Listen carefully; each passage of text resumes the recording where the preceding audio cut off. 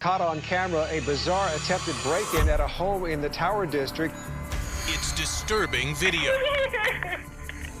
Just before midnight on June 29th, 2018, a woman frantically tries to get into a home in Fresno, California. She appears to be in distress, banging at this window. This is extremely scary. The woman pulls aggressively on the front door. When she can't get in, she moves over to the living room window, desperately pounding on it with her elbows. She appears confused. She looks upset. Does she live inside this house? Is she running from someone? This woman is clearly agitated. Could she be on drugs? Could she be suffering a mental crisis? We just don't know at this point. The distraught woman starts pacing, then approaches another window, pleading with someone inside. This woman has one thing on her mind, and that's to get inside this house. When she gets no response, she takes matters into her own hands. She takes a few steps backwards and then charges forward and body slams into the window, not once, but twice, and appears completely unfazed by the impact. When someone doesn't appear to be feeling any pain and they're behaving violently and harming themselves, either they're intoxicated or they're on some type of substance or they're psychotic and they're just not in touch with reality. Why is she so desperate to get inside this house? Whatever the reason, the situation is about to become even more dangerous. Things get even crazier. We see her actually pulling on this screen, and then she actually pulls the screen from the window. In one swift move, she rips the screen right off. And that's when the horrified homeowner starts screaming. When you're in your home, you typically feel safe. You see it as a place where nothing really bad will happen to you. But strangely, rather than flee the scene, the intruder leans into the window and only appears even more confused. What is going on? She doesn't seem like she really understands what's happening. It's clear that this woman is out of it. This is just really bizarre. What is going on? This must be terrifying for the homeowner. I mean, once this person gets in, anything can happen. The homeowner calls 911. 911, state emergency. She broke into my house. She broke through the window. Then, the homeowner issues a shocking warning to the agitated woman. Shoot! I have a gun! She starts saying, listen, I have a gun. I'm gonna shoot you. She's using everything in her power to keep this woman outside of her house. What is going on? I will shoot! I have a gun! Why? She announces that she has a weapon. This is important because this lets the intruder know that if they enter that house, they can be met with deadly force. So this intruder is not backing down. And this homeowner is left with basically two choices. She can protect herself or she can get attacked. So she may fire her weapon. How is this highly volatile situation going to end? I made sure she knew I had a weapon. And if she was going to attempt to get in my house, that wasn't going to happen.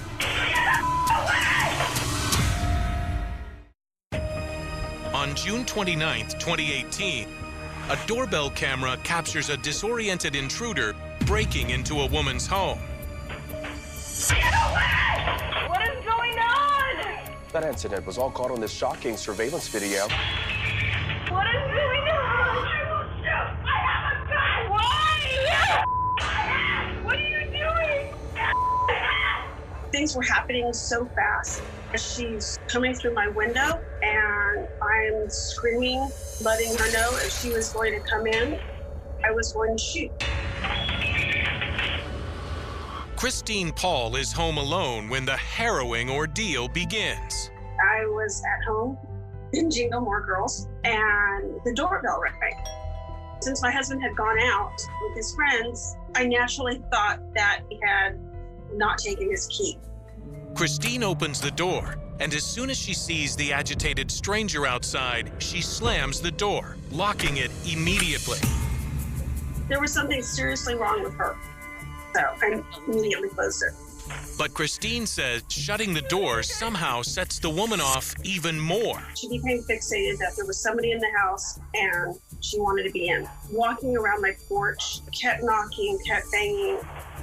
She wouldn't stop. As Christine calls 911 and waits for police to arrive, 911, station emergency. I have somebody trying to break into my house. Oh, she's banging on my door now. She's banging.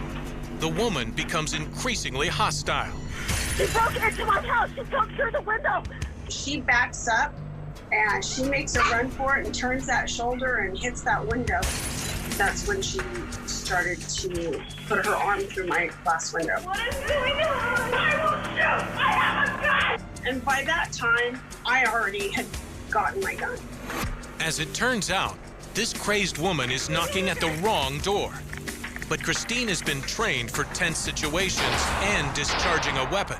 She just never thought it would be in her own home. I am a retired police officer. I didn't know what she was on in the past of dealing with people that were on different substances. You don't know their state of mind. That's scary. And I didn't know what she was going to do. I had my house to protect and my dogs and myself. What are you doing? With the intruder just moments from bursting through her window, Christine faces an agonizing choice. It's not an easy decision because at that point coming in, and as close as I was to her, that is taking a life. But then, just seconds before having to make that tragic decision, the situation takes a dramatic turn. They're arriving now, okay? I just have my gun out. I don't want them to shoot me in the dog. As a police officer approaches the house, the woman who just seconds before was in a state of sheer panic suddenly goes calm. Hi. Hi. Do you live here? No, I don't. So why are you banging on the door? The responding officer does an excellent job. He speaks in calming tones. He basically de-escalates the situation. So why are you banging on the door? Because my friend was there. The would-be intruder is a 30-year-old woman, and despite her saying a friend lives in the house, Christine has never met her.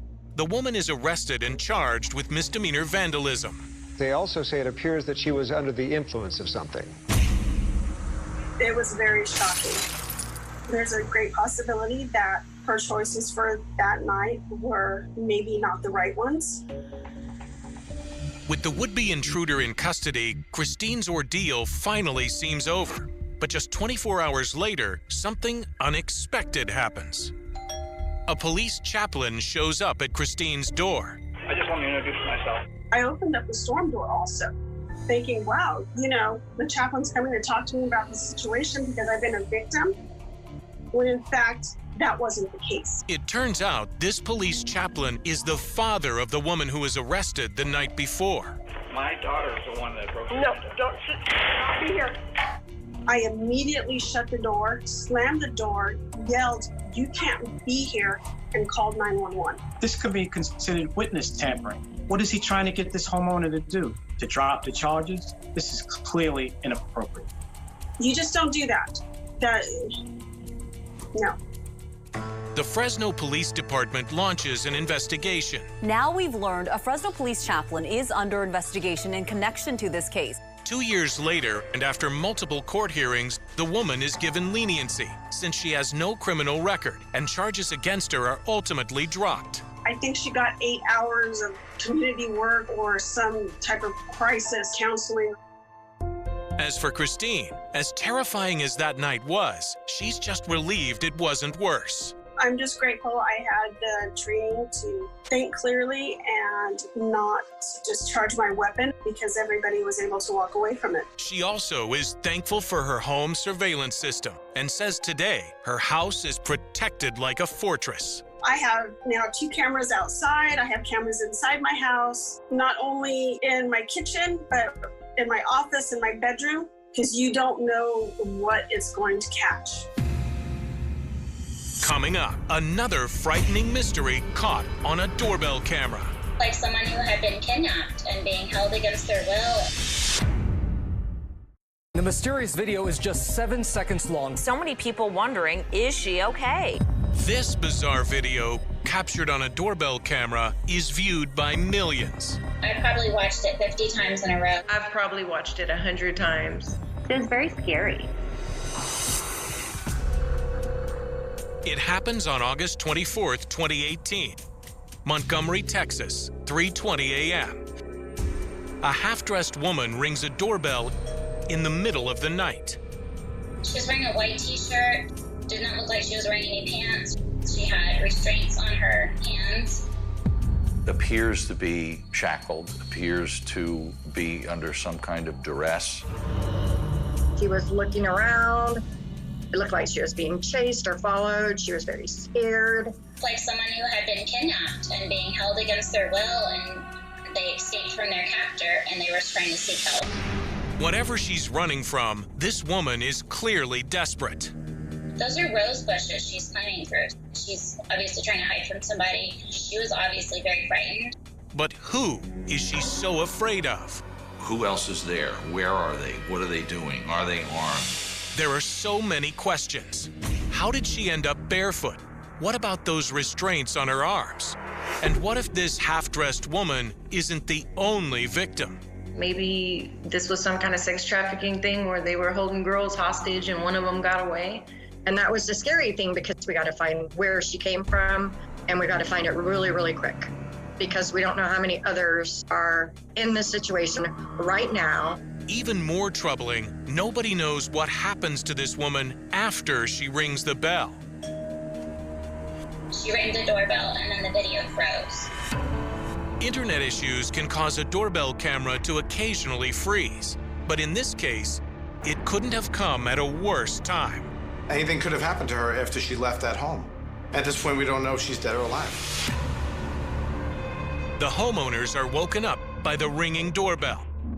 But by the time they try to play back the frozen footage, the woman is long gone. And they have no idea who she is. This is just the latest troubling incident caught on a doorbell camera. It turns out this is just one in a string of recent videos showing terrified women approaching private homes. Just the day before, an eerily similar video from Canada made big news. That woman is found safe, but the woman in Texas has completely vanished. Nobody knows where she is or who she is. Police and neighbors launch a frantic search to find her. The woods are very thick back there. We went into the woods, very deep into the woods. It was very, very scary, and we were all screaming, if you're out here, come out. We're here to help you. We're all females. We will get you to a safe place. But 3 days later, there's still no sign of her.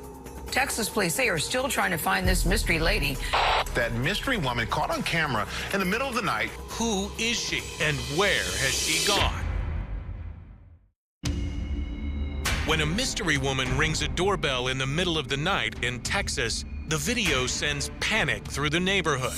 What if other women in the area are also in trouble? You could tell she was in a panic. The video struck me because of the fear and terror on her face, along with the restraints being on her arms. I did not feel comfortable going out to get my mail. Jenny Drude is the neighbor who posts the doorbell video because the homeowners themselves want to remain anonymous. And it immediately goes viral. Within 24 hours, I was getting like 50 posts a second. It was crazy. It had thousands and thousands of shares from France, Germany, Africa, Australia, all over the United States. On social media, rumors run wild. Was she the victim of a sex trafficking ring? Was she being held in someone's basement? People were scared to let their kids out to play. Some people speculate that the woman is pregnant. Others rush to Texas, convinced that they know who she is. We had people flying in from all over. They would say, that was my sister. And that was the scary thing, because you had several people telling you, that is my sister. Well, it's not surprising for people to come forward to want to claim this young lady, because if you're the family member of someone who's missing, it's going to get your hopes up. Then, on August 29th, police finally get some answers. A 32-year-old white female is confirmed to be the female in the doorbell video. And the story takes a shocking turn. This incident becomes as twisted as a pretzel. 3 weeks after the video first goes viral, the woman at the center of the mystery speaks publicly. The 32-year-old is identified only by her first name.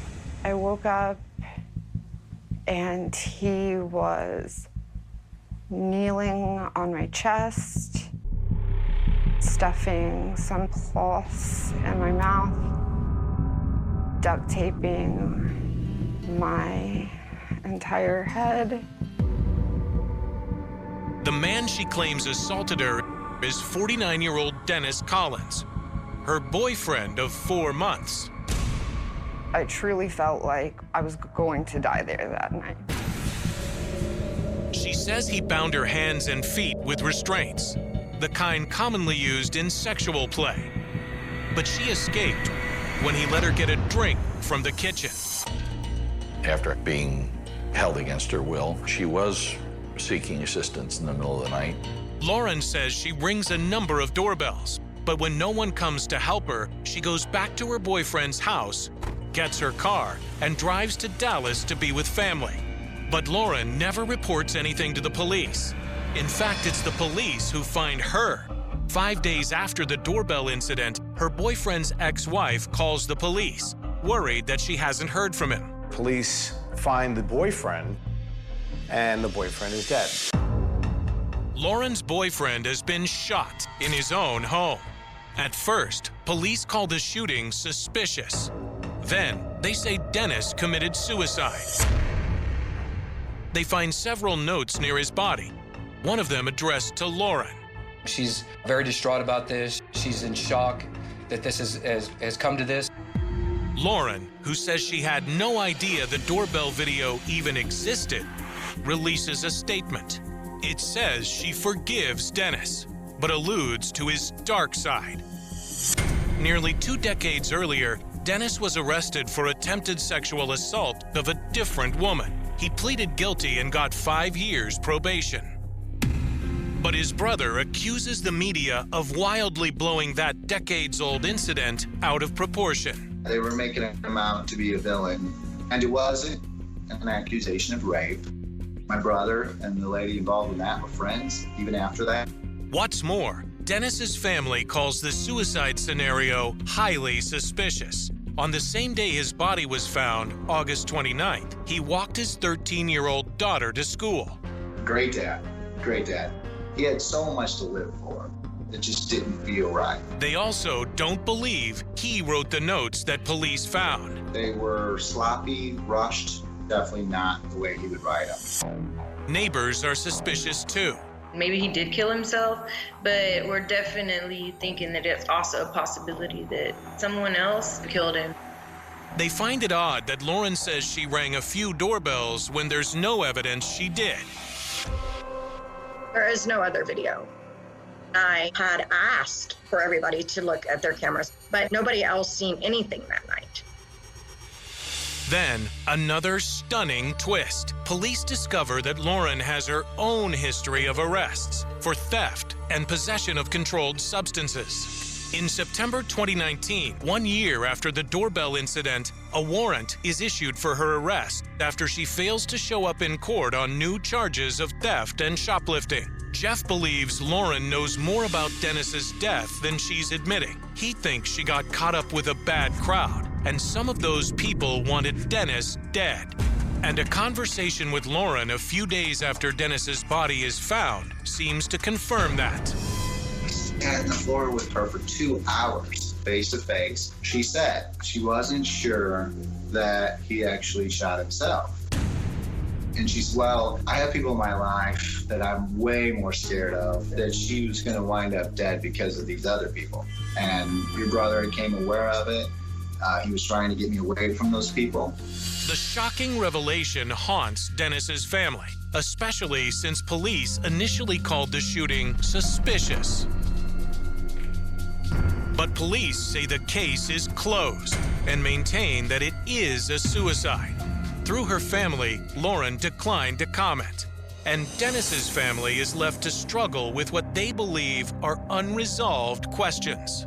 I don't want to call anyone a liar, but I miss him. I miss him. Will we ever know the truth behind this video? And what really happened between Lauren and Dennis? July 22nd, 2018. It's business as usual at a gas station in Midvale, Utah, near Salt Lake City. So it's a typical day, middle of the day. The security camera's rolling. Surveillance cameras capture a man walking from the street up to a white car at a pump. He's not really running. He doesn't look suspicious. He walks up to the car and nonchalantly gets into the car and then starts to drive away. But there's a big problem. The car isn't his. And even worse, it's not empty. Inside are 13-year-old Jocelyn Milam and her 6-month-old baby sister, Ivy. You step away for a moment and a complete stranger jumps into the car and drives off. This is terrifying. It was the worst feeling in the world. I can't express that feeling of your children just being taken away without you being able to do something about it. Their mother, Heather Cameron, is inside the store paying for her gas when she sees her car driving away. At first, she thinks her teenager is behind the wheel. I'm not gonna lie, at first I thought my daughter was, playing a prank. I'm like, what is she doing? And then I ran out and I started panicking. But the car, with her 2 young daughters still inside, has pulled out of the gas station and disappeared down the busy road. I wanted to chase after the car, but I knew that it was going faster than what I could run. All I wanted was my girls. 911 emergency. Someone in the store calls 911, and police immediately issue an urgent multi-agency alert. It's a crime in progress. We're going to send that broadcast out to every single agency so officers can start flooding to that area. While police launch a desperate search for the girls, investigators review the surveillance footage and are stunned by this brazen act. It's not the middle of the night in a creepy, weird part of the city. This is a normal gas station. He gets in it like it's his own vehicle and then drives off out of there. Just minutes earlier, Heather had left Jocelyn in the car to feed baby Ivy in the back seat while she ran into the store. It was hot that day, so I kept the car going for them because it was hot. I just figured my girls are safe in a cool car. I'm right here going in to go pay for gas. We've all done this before. We're thinking we're just gonna be gone for 1-2 minutes. Nothing's gonna happen. Gas station employees recognize the suspect as a homeless man who lurks around the property, but they know nothing else about him. And this is a true stranger abduction, so we don't even know who this person is that has taken them.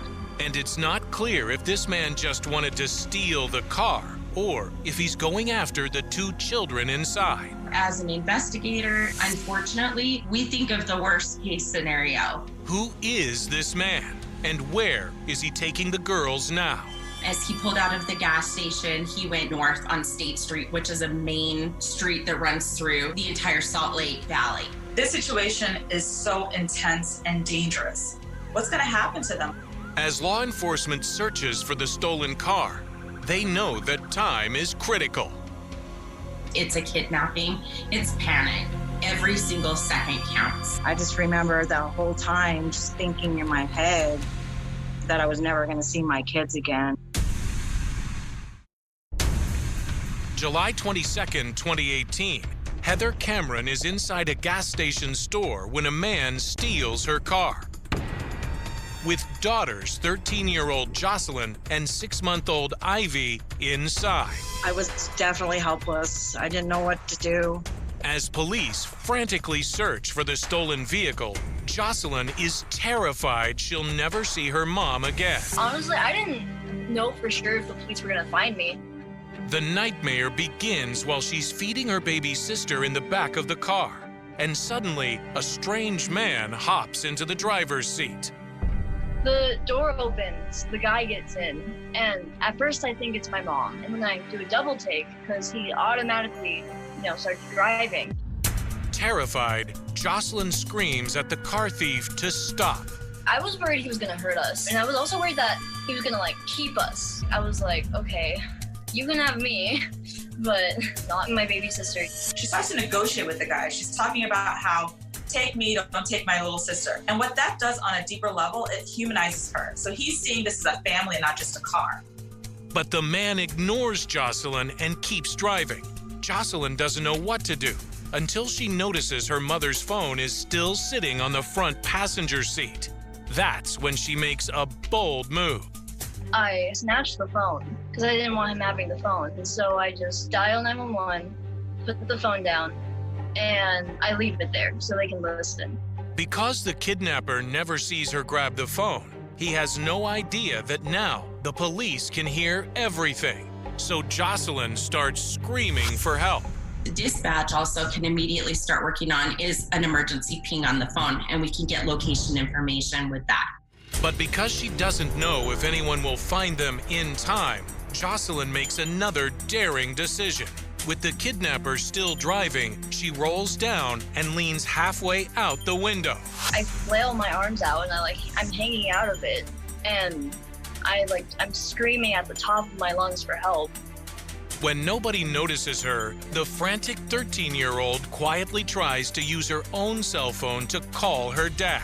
Thankfully, he picks up. And she's telling me she doesn't know where she's at, and I freaked out. Jared doesn't know what is going on, but he immediately pulls up the shared location app on his phone to try and see exactly where his daughter is. My one thought was get to Joss, so I just put the pinpoint on her and ran out the door. To her dad's relief, the phone shows that Jocelyn is still in the area. She was about a mile away from as far as I could see. And I just hightailed it, just gone, as fast as I can go. Meanwhile, his courageous 13-year-old tries something else to get the car thief to stop. So I just started hitting him. I hit him as hard as I can on the top of the head. The man still doesn't say anything, but he does do something surprising. I think that scared him a little bit because he zoomed into a parking lot. With no warning, the kidnapper abruptly stops the car and takes off on foot. A few minutes later, a patrol car spots the stolen vehicle. I was sitting in the back seat of the car when the officer had received the call that they were safe, and I just remember feeling probably like a million bricks taken off my shoulder. I didn't care about anything that other than that they're all in one piece. The girls are uninjured, but Jocelyn is shaken and terrified that police won't locate the kidnapper. What if they don't find him? Which was honestly really scary. Within 25 minutes, Jocelyn and her baby sister are reunited with their parents. I just grabbed onto her and Ivy and just knew that that was a good moment because that she was still there and nothing happened to her. It just felt like forever. But as soon as I saw, got close to her and saw, where she was, I couldn't have done any better, preserving her own life plus her sister's. She took hold of the situation, and I'm proud of her. 24 hours later, someone reports a man at a bus station bragging about a carjacking and kidnapping. The police went down there, and he was wearing the same clothes as he was wearing the day before in all the videos. It's Jocelyn's kidnapper. He's taken into custody for questioning, but refuses to talk. How are you? I'm good. I got something to say. Okay, no worries. My name's Heather Lynn. What's your name? I ain't got to say to you. But then, after he's read his rights, he suddenly changes his mind. He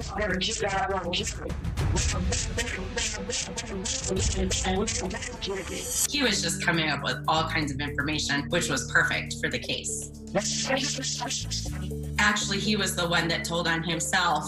The man's name is Charles Brandon Peterson, and it turns out he's no stranger to the criminal justice system.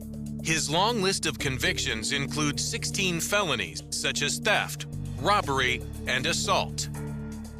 And so when I saw the violent crimes that he had been convicted of in his past, I knew then right away just how lucky Jocelyn and Ivy were. Police arresting 39-year-old Charles Peterson this morning. Peterson is currently behind bars at the Utah State Prison for several parole violations. and is still awaiting trial for the case involving Jocelyn and her baby sister. That definitely makes me feel better, that knowing that he's not still prowling around out there where he belongs, daytime bars.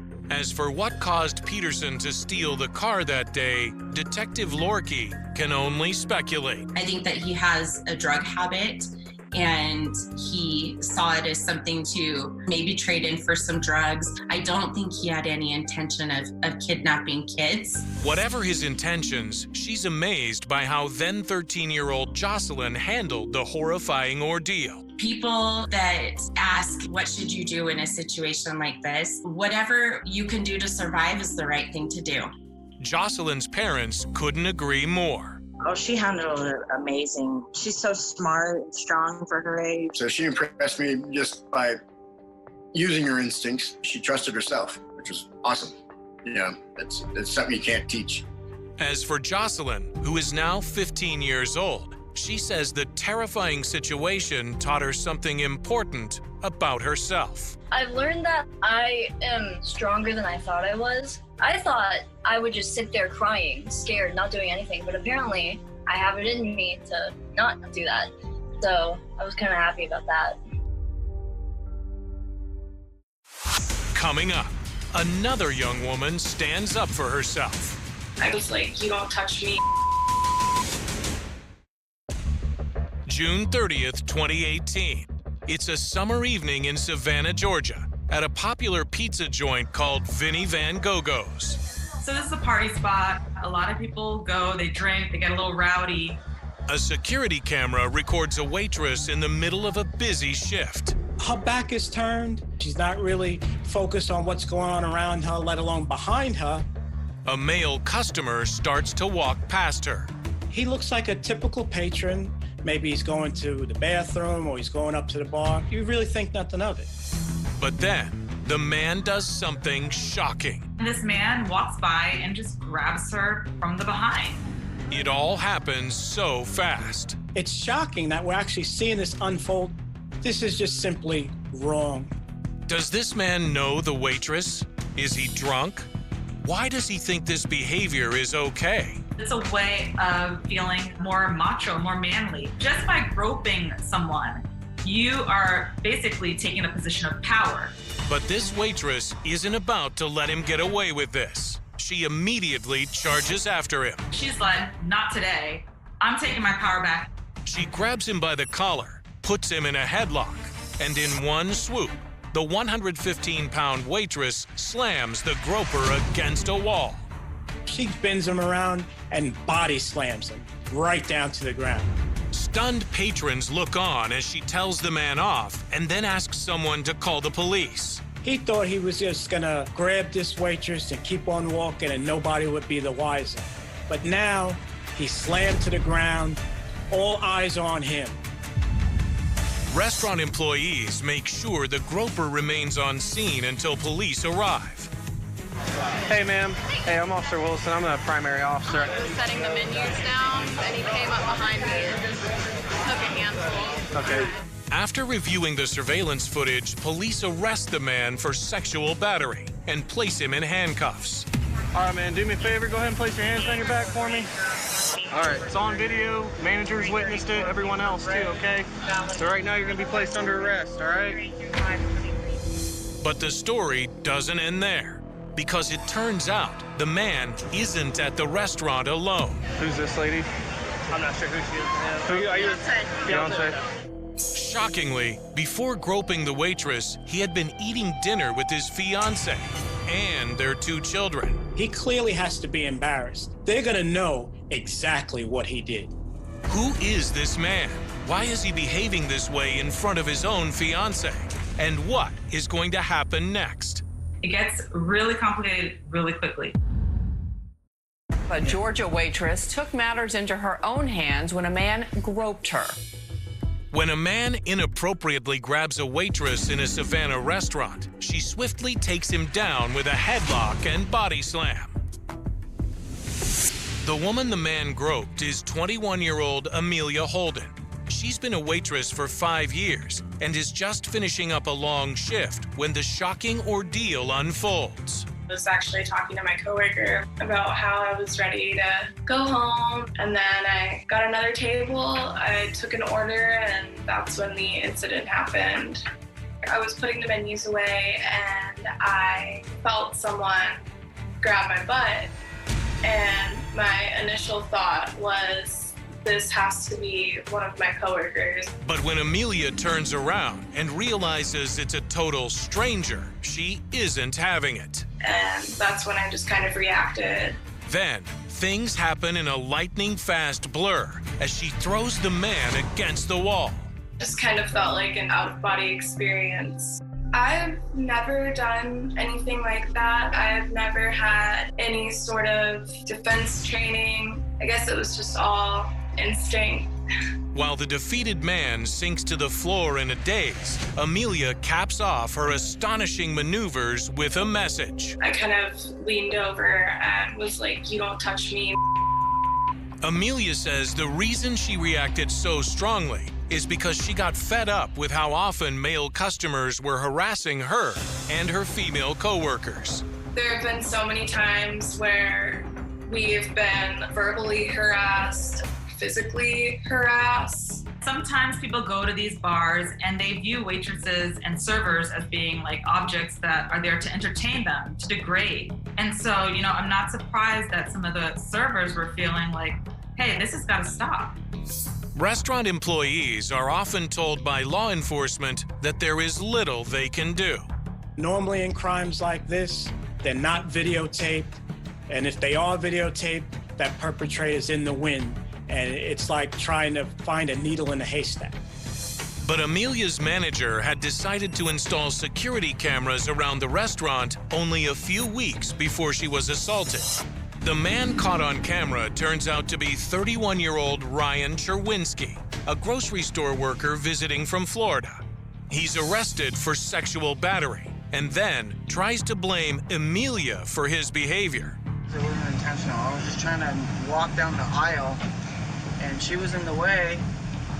I understand she gets a lot of customers. I'm not a... You can explain that when you get your court date, all right? His initial reaction was that he didn't do anything, and then it kind of turned into, well, I didn't mean to. It was never like, oh my gosh, I'm so sorry, I shouldn't have done that. Next, he shifts gears from aggressive to pitiful. Hey, man, everything's gonna be all right. It's not. He even pleads with the officer to let him speak with Amelia. Can you bring her out here? Who? The lady that I apparently offended?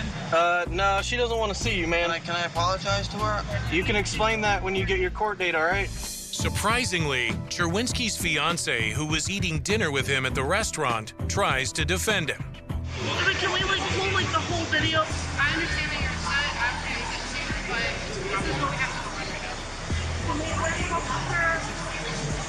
No. At this point, she's a victim. And soon, Cherwinski is taken away from the scene. Transporting one white male from Benny Van Gogo's. Obviously, he's going to jail, so that's felony, so. All right. All right. And in August of 2018, the father of two is sentenced to 11 months probation and banned from returning to Savannah's Chatham County. The fact that he was arrested for this sends a clear message that this type of behavior will not be tolerated. Still, Amelia is relieved that the dad doesn't get a tougher sentence. When I found out that he is a father of 2 children, I was a little relieved his sentencing wasn't as harsh as it could have been. Meanwhile, the video of Amelia body slamming her groper quickly goes viral, racking up over 4 million views. I had people from the UK messaging me, people from Hungary. And even attracts the attention of late-night TV hosts. She grabbed that man and threw him to the ground. Check this out. She didn't even drop her notepad. This woman is an amazing server. Still, not all of the reaction is positive. Now being waitress shamed by social media trolls because she was wearing short shorts and a crop top. But Amelia is quick to clap back. Where I work, it's like 100 degrees there. I mean, it's Savannah, Georgia in the middle of the summer. And Amelia hopes that people will see the bigger picture, and her actions will bring lasting change. I've had so many people contact me telling me that them seeing that video kind of gave them the power to press charges against their attackers. That really made me feel good about what I did. It begins with a sound no one remembers clearly. Not a scream, not a gunshot, just a sudden absence of noise. As if something in Chicago stopped breathing for a moment. February, 1979. The city is locked in winter, steel gray skies pressing low over brick buildings and frozen streets. Snow sits dirty and exhausted in the gutters, mixed with oil, salt, and footprints that no longer mean anything. In a narrow neighborhood on the south side, the streetlights flicker like tired witnesses, buzzing softly, illuminating nothing that looks out of place. And that is the problem. Nothing looks wrong. Nothing looks broken. Nothing looks urgent. Until someone doesn't come home. Her name appears first as a line in a police log. Female. 26 years old. Office assistant. Last seen at 9:40 p.m. No headline yet. No outrage. No fear. Just a missing person, one of many, slipping quietly into the machinery of a city that swallows people every day. Friends assume she stayed out late. Coworkers assume she called in sick. Her mother assumes the phone lines are down again. Chicago in the late 70s is full of assumptions, and most of them are wrong. The apartment she left behind is warm when police finally step inside. Heat still running. A lamp still on. A cup in the sink half rinsed, lipstick faintly printed on the rim like a final signature. Her coat is gone. Her purse is gone. Her keys are gone. But her bed is made. Her shoes are aligned neatly near the door. No sign of a struggle. No broken glass. No overturned furniture. The kind of quiet that makes experienced detectives uncomfortable. Because people don't vanish from quiet rooms. They vanish from chaos. Outside, the neighborhood watches from behind curtains. This is not a place that trusts uniforms. Chicago has taught its residents that silence is safer. Questions travel fast. Answers do not. A patrol officer knocks on doors anyway, breath fogging the air, asking the same question over and over. Did you see her? Did you hear anything? Did anything seem off? Most people say no. Some people say nothing at all. A bus driver mentions a woman standing alone at a stop, rubbing her hands together for warmth, looking over her shoulder more than necessary. A bartender down the street recalls someone matching her description leaving early, distracted, glancing toward the door as if expecting someone, or something, to follow. A neighbor remembers footsteps on the stairs late at night, slow, deliberate, not rushed, not panicked. Just present. Each detail feels close. None of them connect. By morning, the case has a name whispered through the precinct halls. Potential abduction. The words hang heavy, dangerous. Chicago in 1979 knows that word too well. The city is already bleeding from unsolved murders, from missing women, from files stacked in metal cabinets that never seem to close. Detectives don't say it out loud yet, but the thought is there, pressing behind every conversation. If she was taken cleanly. Too cleanly. The first search radius expands fast. Alleyways. Vacant lots. Dumpsters steaming faintly in the cold. Officers move through snow that crunches loudly under their boots. Every sound amplified in the dead winter air. Nothing turns up. No coat. No purse. No body. Just the city, uncooperative and vast, watching without expression. The media arrives late. One small article, buried on page 12. Young woman missing, police seek information. No photograph at first. No dramatic language. The headline doesn't know yet what this will become. The city reads it over breakfast, shrugs, turns the page. Trains still run. Bars still fill. Life continues indifferent. But inside the precinct, something feels wrong. Her last phone call was placed from a payphone 3 blocks from her apartment. The call lasted less than 30 seconds. No recording. No trace of who she called. Just the timestamp. 9:37 p.m. 3 minutes before she was last seen. The phone booth sits under a flickering light. Glass smudged with fingerprints that could belong to anyone or everyone. Detectives stare at it longer than necessary, as if it might speak if pressured hard enough. It doesn't. Days pass. Then a week. Then 2. Her face finally appears in the paper, grainy and soft, eyes caught mid-smile, unaware of the role they are about to play in the city's collective anxiety. Tips begin to trickle in. A woman who looks like her boarding a bus. A woman who looks like her arguing with a man near the river. A woman who looks like her in a diner at 3 in the morning, staring into a cup of coffee she never drinks. Chicago becomes a hall of mirrors. Every woman looks like her to someone. Detectives chase leads that collapse under their own weight. Alibis check out. Sightings contradict each other. The case file thickens, pages filling with names that lead nowhere. And then just as suddenly as the tips begin, they slow. The phone rings less. The urgency fades. Another case demands attention. Then another. The city does not pause for one missing woman. Her mother does. She sits at the kitchen table every night. Phone in front of her, untouched dinner growing cold. She memorizes the sound of the door, the way the lock turns, the rhythm of footsteps on the stairs. She tells police the same thing every time they ask. No enemies. No boyfriend problems. No reason to run. No reason to disappear. She was careful. She was predictable. She was loved. Careful people are not supposed to vanish. By summer, the case is officially cold. Not declared dead. Not closed. Just waiting. A label stamped quietly onto the folder before it slid into a cabinet among dozens like it. The kind of cabinet that smells like dust and paper and forgotten urgency. Detectives move on. New faces take over desks. The city's soundtrack changes. Disco replaces sirens in the background of everyday life. But something else changes too. Years later, officers will say this was the moment. The moment the case stopped being just another disappearance and started becoming something heavier. Something that resisted time. Something that didn't age the way other cases did. Because even as leads dried up, the unease didn't. The silence around her disappearance felt intentional. Designed. As if someone had planned not just the act, but the aftermath. And Chicago, unknowingly, carried that silence forward, through decades of noise, waiting for the one thing that would finally break it. Chicago learned to forget her by learning to live without answers. By the early 80s, her name was no longer spoken aloud in the precinct unless a rookie stumbled across the file by accident.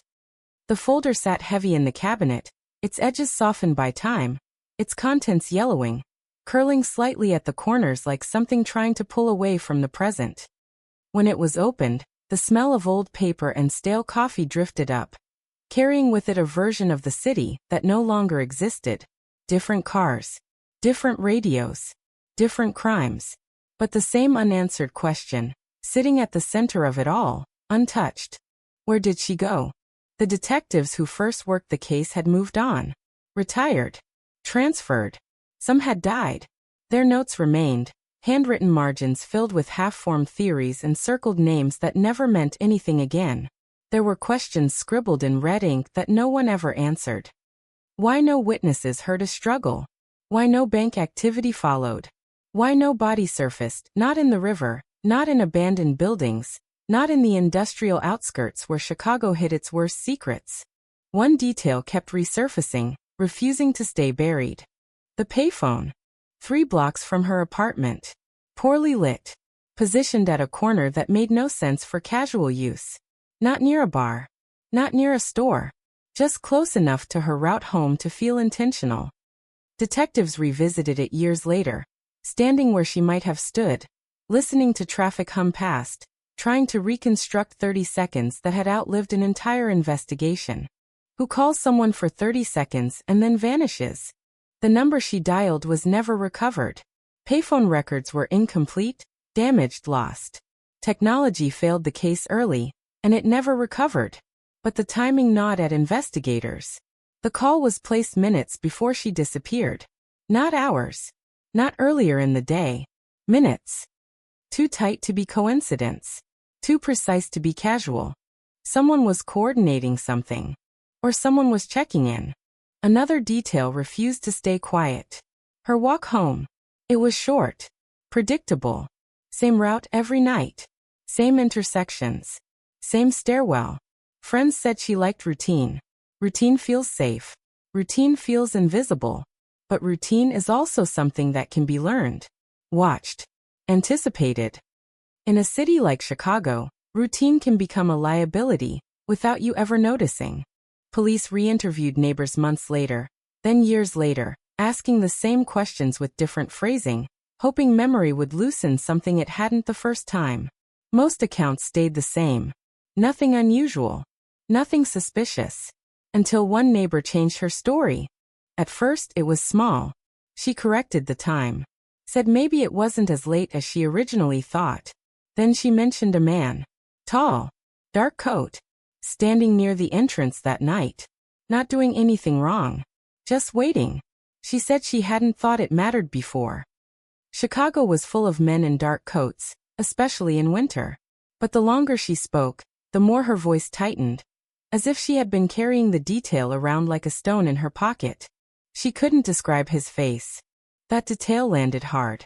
Faceless men are the worst kind in unsolved cases. They absorb suspicion without giving anything back. Detectives sketched him anyway. Tall.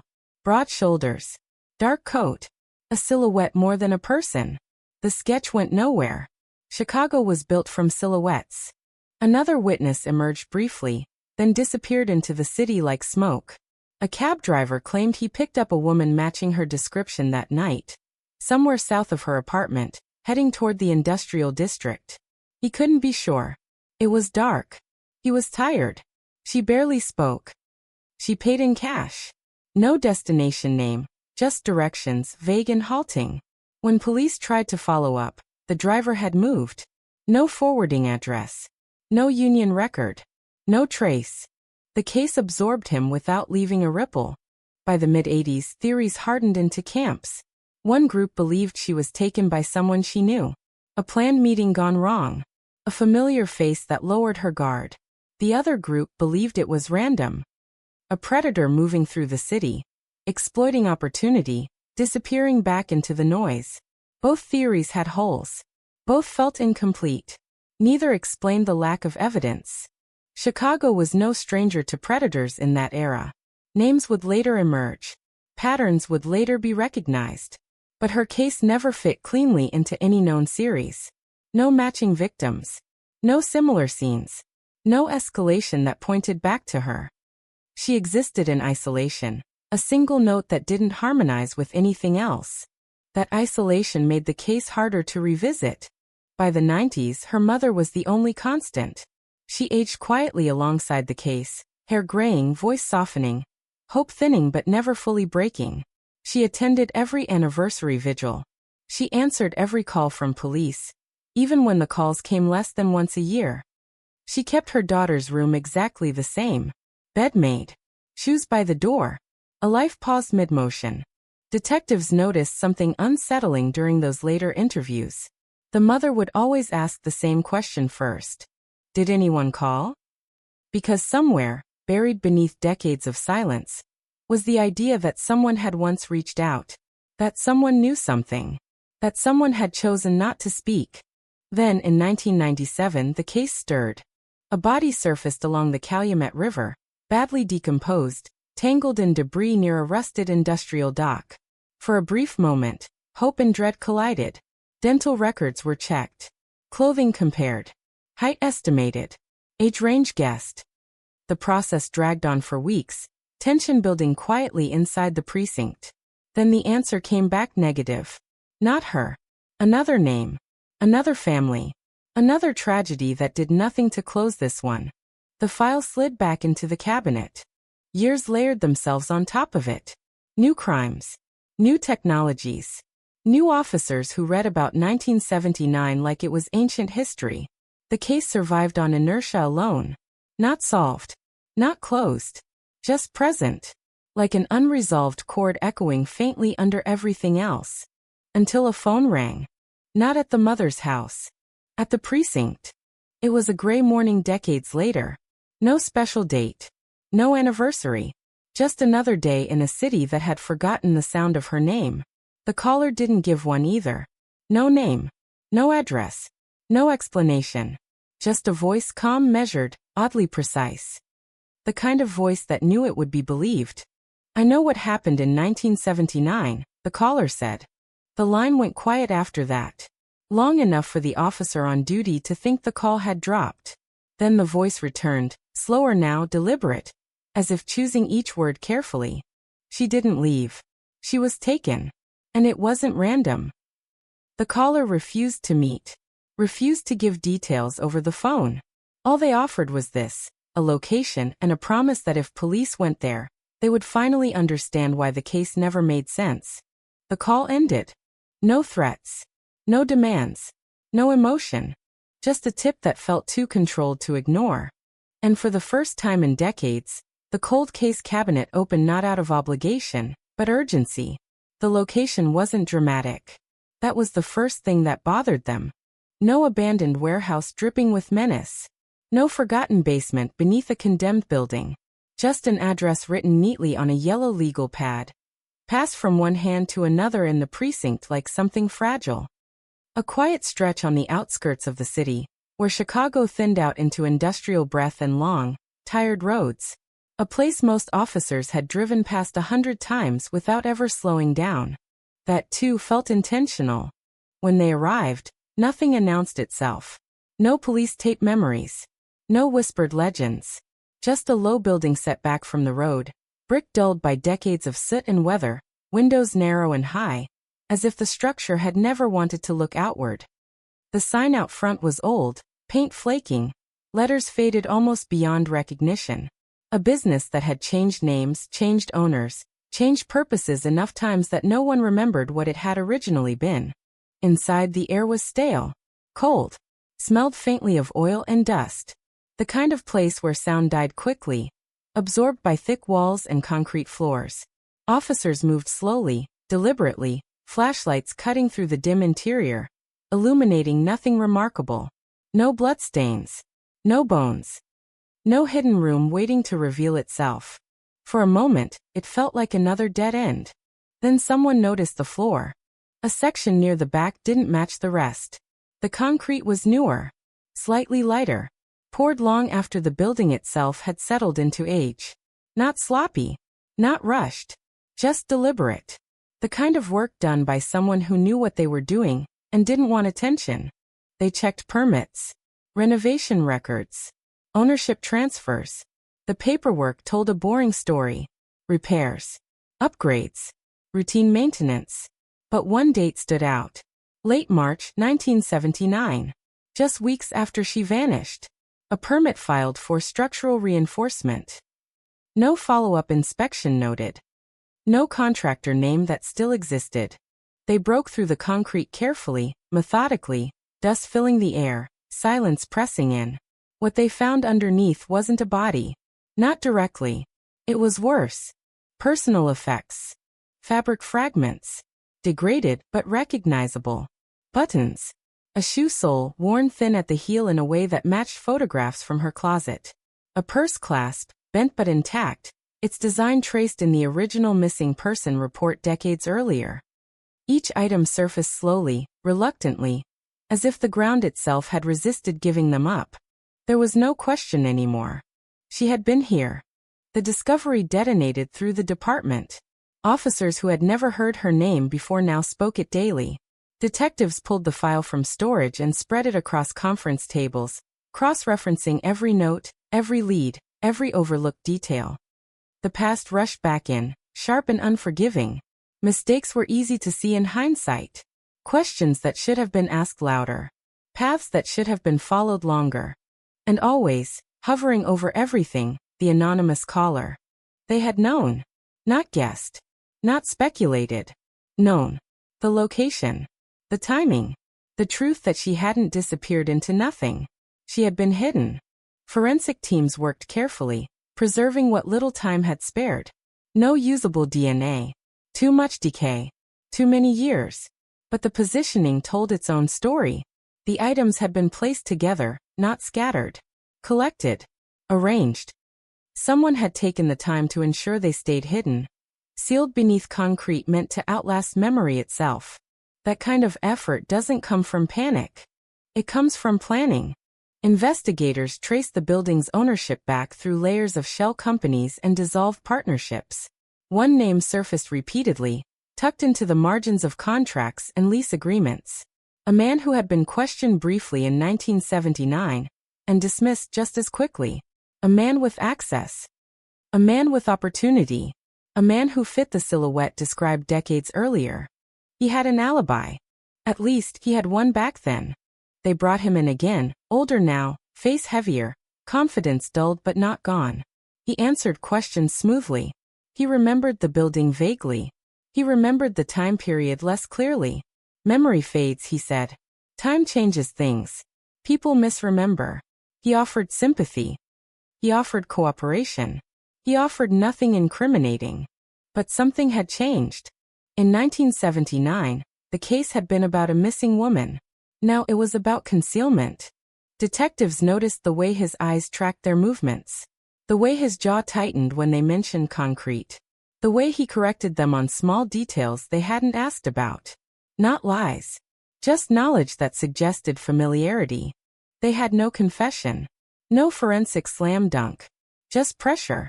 And pressure works differently on people who have been waiting decades for this moment without knowing it. Then the phone rang again. Same voice.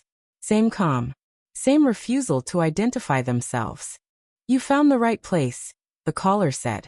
But you're looking at the wrong man. The call lasted longer this time. The voice explained things police hadn't released. The order of the items. The fact that the purse clasp had been bent before burial.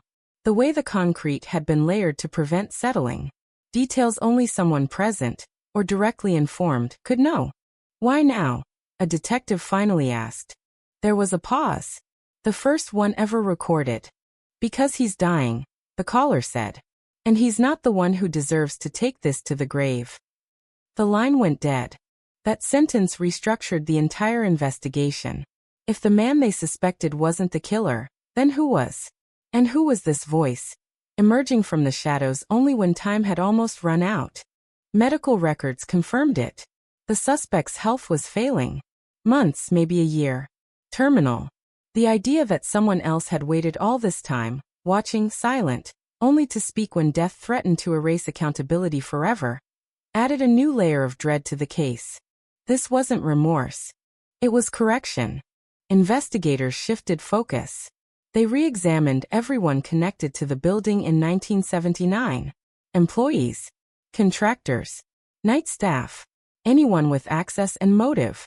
Patterns emerged slowly, reluctantly, like images developing in darkroom trays. One name began to feel heavier than the others. Someone close. Someone trusted. Someone who had never been on the radar because they didn't look like a threat. The anonymous caller rang a third time before police could reach them. You're close, the voice said. But you're still asking the wrong questions. What questions should we be asking? The detective demanded. Another pause. Longer now. Who made the phone call? The voice said. And who was it really for? The call ended, leaving behind a silence thicker than any before it.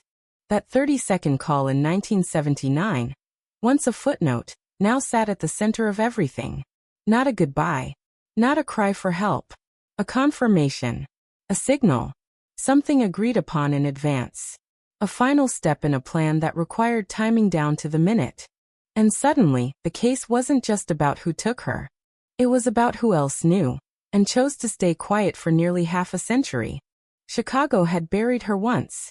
Now it was being forced to exhume its own secrets. The payphone stopped being a location and started becoming a weapon.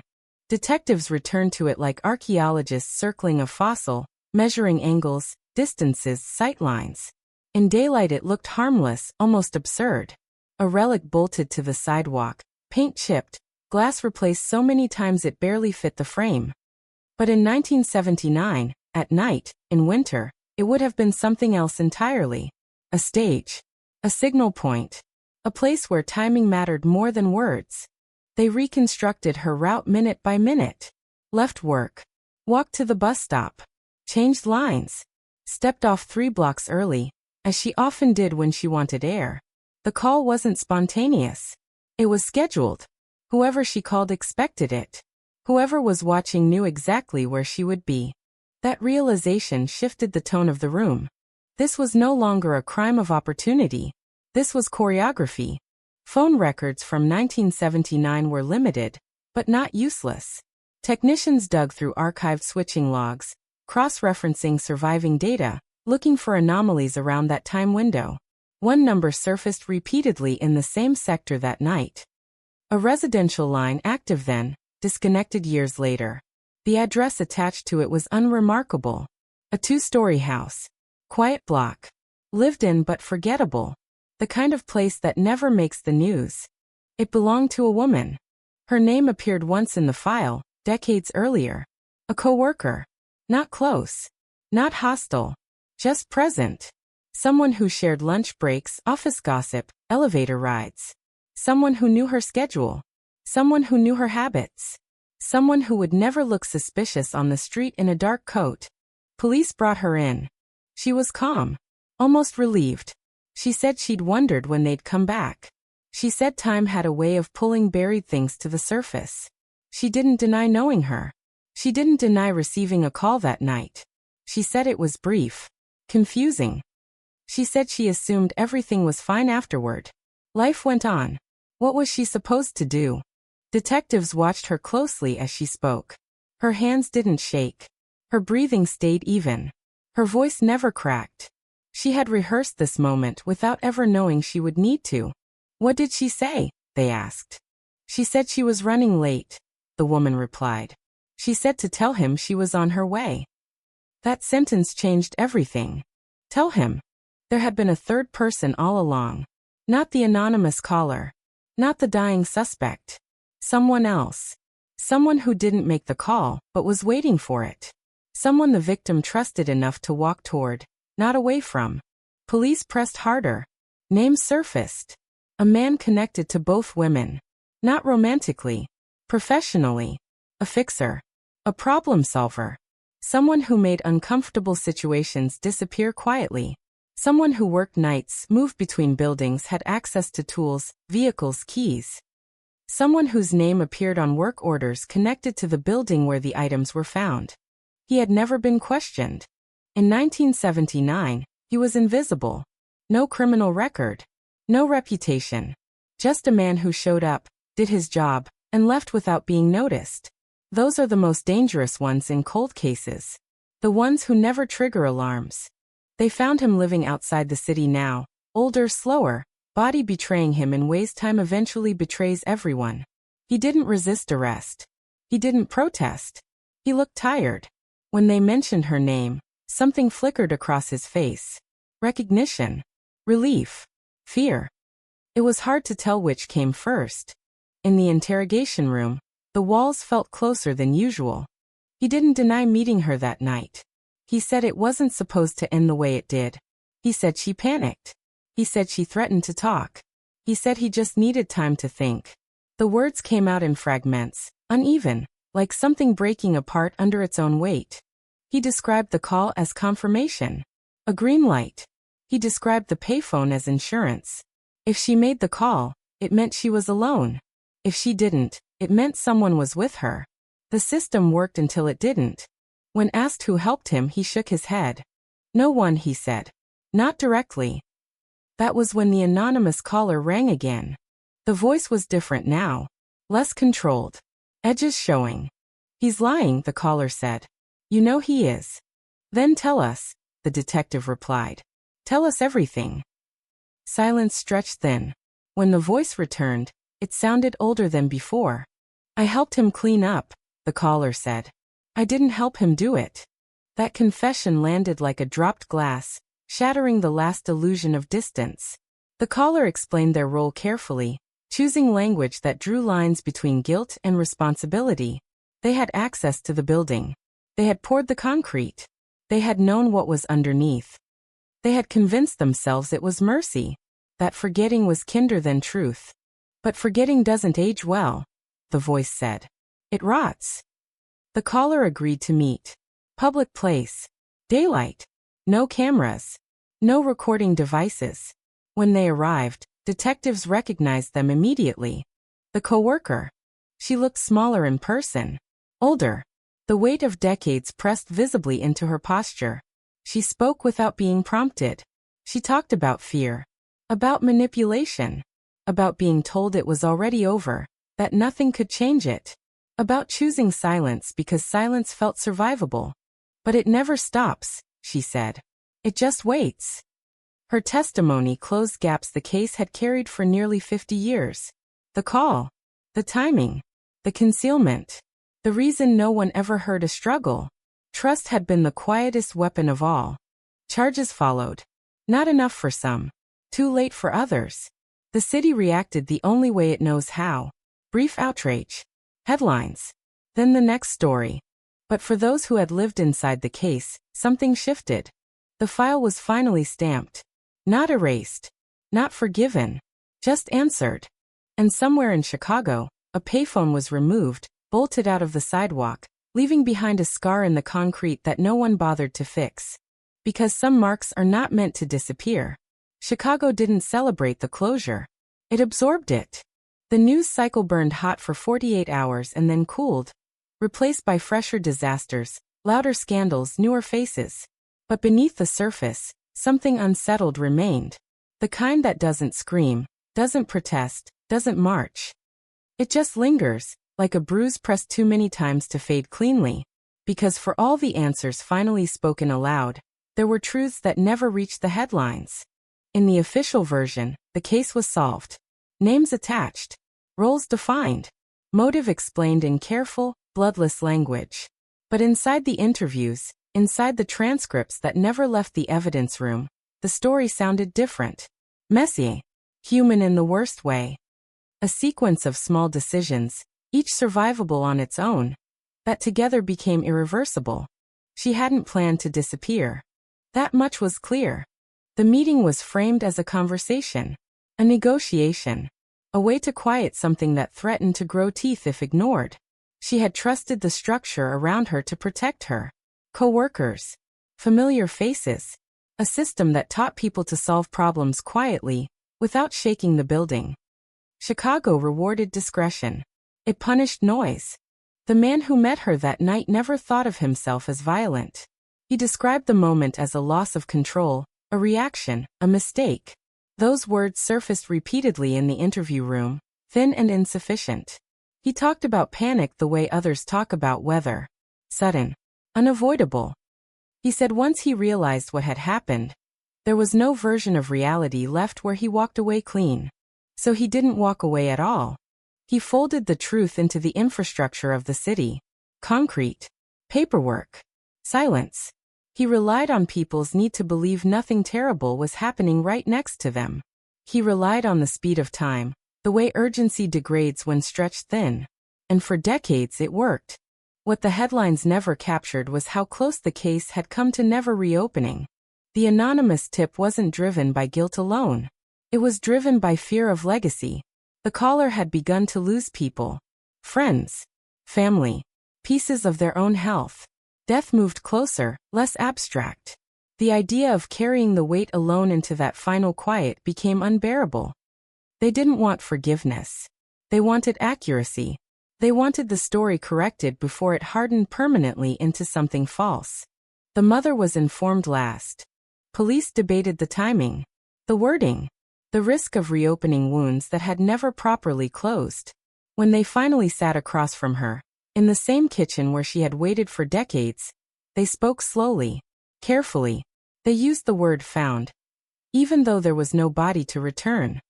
They used the word accountability. Even though time had already done most of the sentencing. She listened without interrupting. When they finished, she asked one question. Was she afraid? No one answered immediately. The man had said no. He said it happened too fast. He said she didn't have time to understand what was happening. The co-worker said something different. She said there was a moment. A look. A realization. A quiet understanding that things were no longer in her control. The detectives chose the truth. Yes, they said. The mother nodded. Not because she accepted it, but because it fit the life she knew. Her daughter had always understood situations quickly, always read rooms before others did. It felt cruelly consistent. In the weeks that followed, the case rippled outward in unexpected ways. Other families called in. Other cold cases were re-examined. Patterns once dismissed as coincidence were reconsidered. Not because they matched the crime, but because they matched the mechanism. Trust exploited. Silence maintained. Infrastructure used as camouflage. Chicago had been hiding things in plain sight for a long time. The building where the items were found was demolished quietly. No ceremony. No plaque. Just another construction site swallowing history. The concrete slab was broken apart and hauled away. Pieces of it likely scattered across landfills and roadbeds. The physical hiding place vanished. The memory did not. The co-worker pled to lesser charges. Cooperation mattered. Time mattered. Age mattered. The sentence satisfied no one and offended no one enough to cause outrage. It existed in that uncomfortable space where justice negotiates with reality, and neither wins cleanly. The man who killed her never saw trial. His health failed before proceedings could finish. He died in a hospital bed under fluorescent lights, surrounded by machines that hummed steadily, impersonally. No final statement. No apology. No moment of cinematic clarity. Just an ending as quiet as the crime itself. Detectives closed the file with a different kind of exhaustion. Not the relief of victory, but the dull ache of knowing how fragile resolution really is. How many things had to align, how many years had to pass, for the truth to surface at all. The payphone was gone. The building was gone. Most of the people involved were gone. What remained was a story that refused to sit still. That shifted depending on who told it, what they emphasized, what they left out. And somewhere in the city, younger officers read the file now, shaking their heads at missed chances, at blind spots shaped by the era, at how easily an ordinary life could be folded into the machinery and disappear. They learn the same lesson every generation learns too late. Cold cases aren't cold because the truth disappears. They're cold because everyone who knows it decides, at some point, to stop speaking. Chicago learned that lesson again with this case. Learned it the hard way.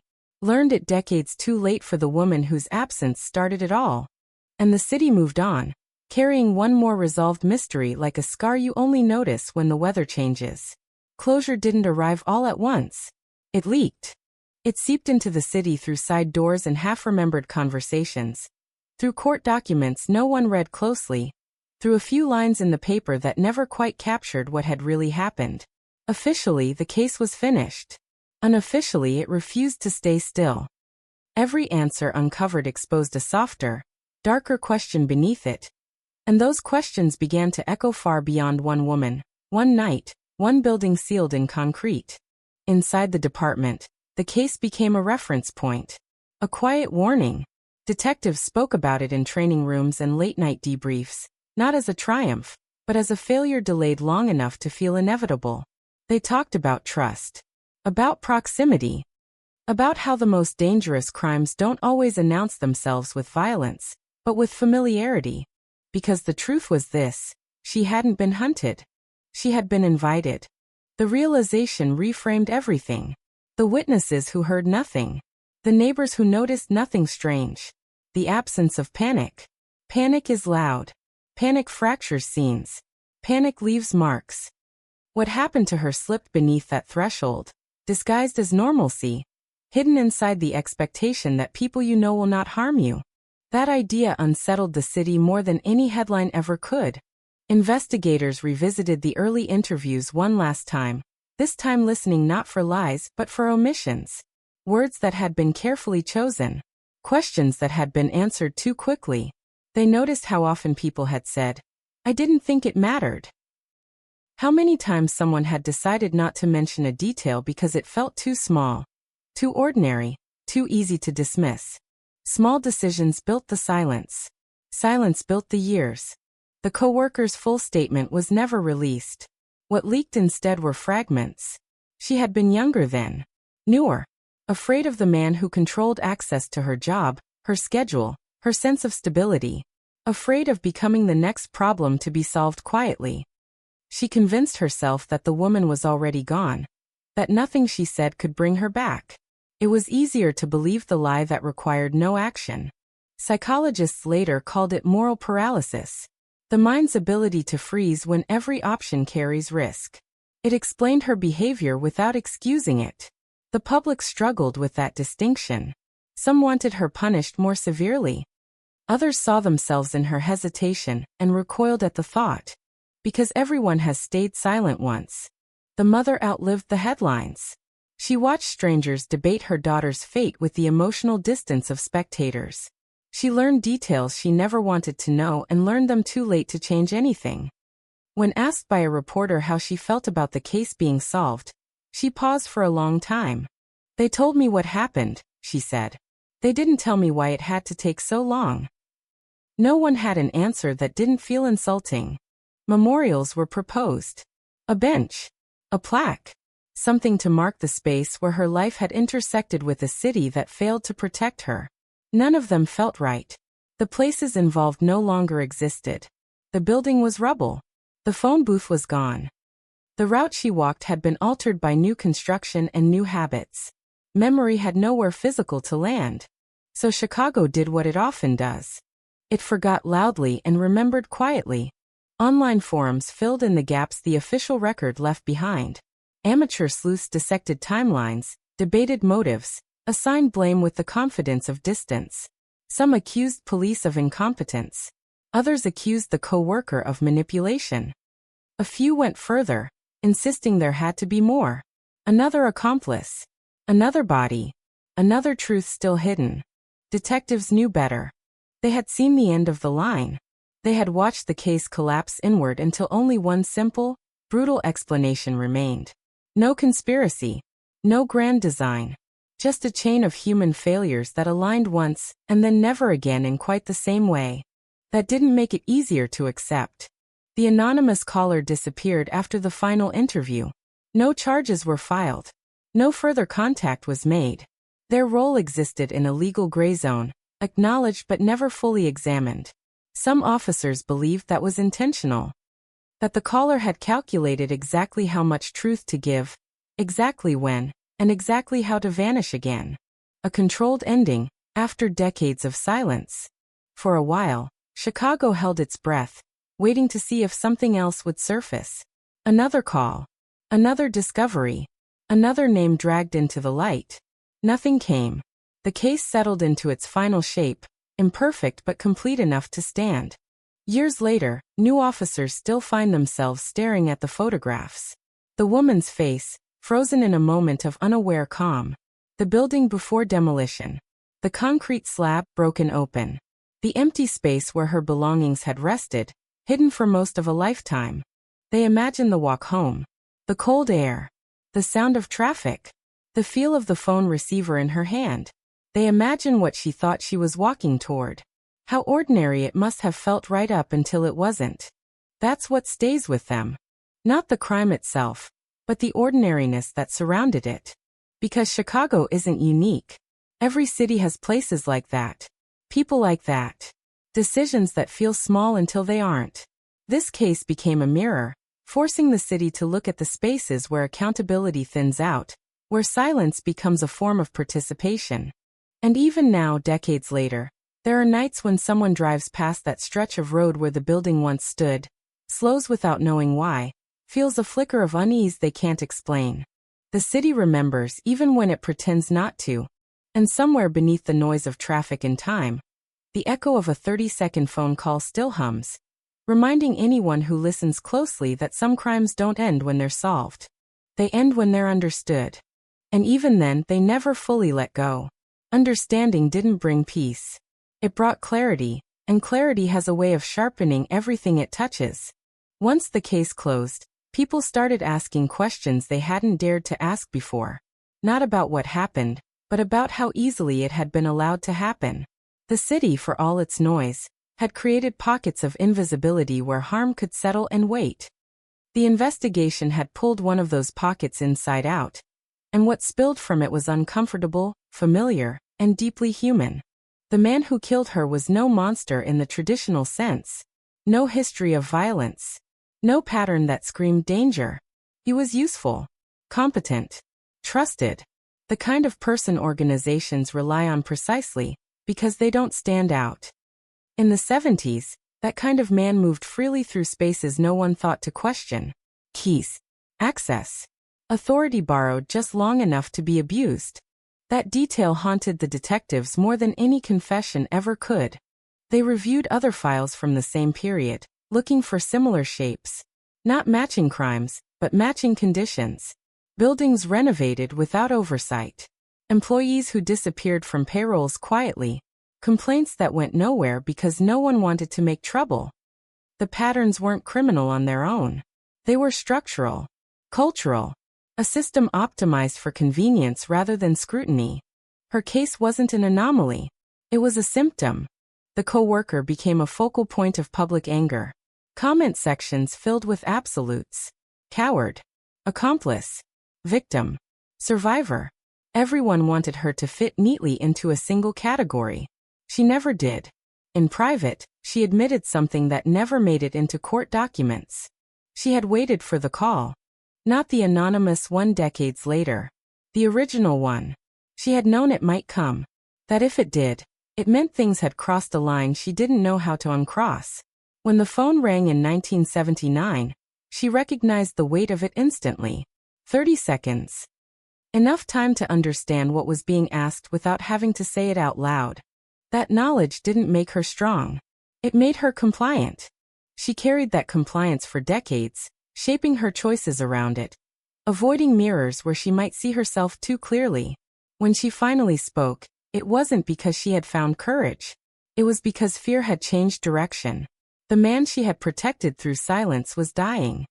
The protection no longer served a purpose. Silence, once useful, had become a liability. The city processed that realization slowly. Institutions always do. Policy changes followed in quiet ways. Better record keeping. More oversight. Hotlines that promised anonymity, but encouraged specificity. None of it felt sufficient. None of it could reach backward through time and alter the night she disappeared. The mother never attended the sentencing hearings. She said she didn't want the last official memory of her daughter to be a room full of strangers debating accountability. She preferred the quiet certainty of knowing, finally, where the truth lived. When she died a few years later, her obituary mentioned her daughter only once. A single line. Predeceased by her beloved child. No details. No explanations. Just a bond that outlasted both of them. The case took on a second life in law schools and ethics seminars. Professors used it to discuss complicity, the threshold between witnessing and participating. Students argued passionately, confidently, about what they would have done. Older instructors listened without interrupting, knowing the answer often changes when fear is no longer hypothetical. Fear had shaped every decision in the case. Fear of loss. Fear of exposure. Fear of becoming the next problem to solve quietly. It was the only consistent force from beginning to end. Detectives who worked the case retired with it sitting heavily in their personal histories. Some spoke about it publicly. Others never did. One of them admitted, years later, that the anonymous calls had unnerved him more than the confession itself. Someone knew the truth and lived with it, he said. That's harder to face than someone who commits a crime in the moment. Because it meant the crime didn't end that night. It continued every day the silence held. Chicago tried to file the case away as a lesson learned. But lessons don't stay where you put them. They resurface in moments of resemblance. Another missing person. Another delay. Another detail dismissed as insignificant. Each time, someone remembers 1979 and hesitates before moving on. That hesitation matters. The city has changed since then. Louder in some ways. More connected. Less forgiving of quiet wrongdoing. But the spaces where this crime lived haven't disappeared. They've just learned to look different. New buildings. New systems. Same human instincts underneath. And sometimes, late at night, someone still calls into a tip line with a voice carefully controlled, offering a fragment of truth they've carried too long. Investigators listen differently now. They don't rush to file it away. They remember the sound of that first anonymous call, the one that cracked open decades of concrete and silence. They know better than to assume the past is done speaking, because some voices don't come forward when guilt peaks. They come forward when time runs out. And when they do, they remind the city of a truth it would rather forget. That justice delayed is not justice denied. It's justice distorted, reshaped by fear, memory, and the damage done along the way. Chicago still carries that distortion.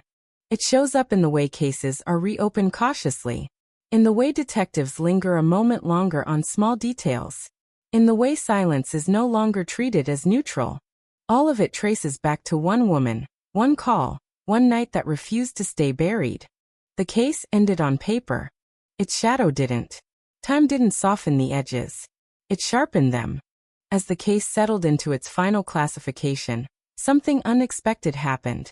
The silence that had once protected the truth began to betray it. People who had lived near the building, worked in adjacent offices, passed through the neighborhood in the late 70s started remembering things they had never named before. Not revelations. Impressions. Feelings that had no language at the time. A sense that something wasn't right, quickly buried because nothing visible had confirmed it. Memory, it turned out, had been waiting for permission. A former night janitor came forward with a recollection he had dismissed for decades. A man working late. Too late. Not unusual on its own. But the way he moved through the building, confident, unhurried, as if the space belonged to him even after hours. The janitor hadn't questioned it then.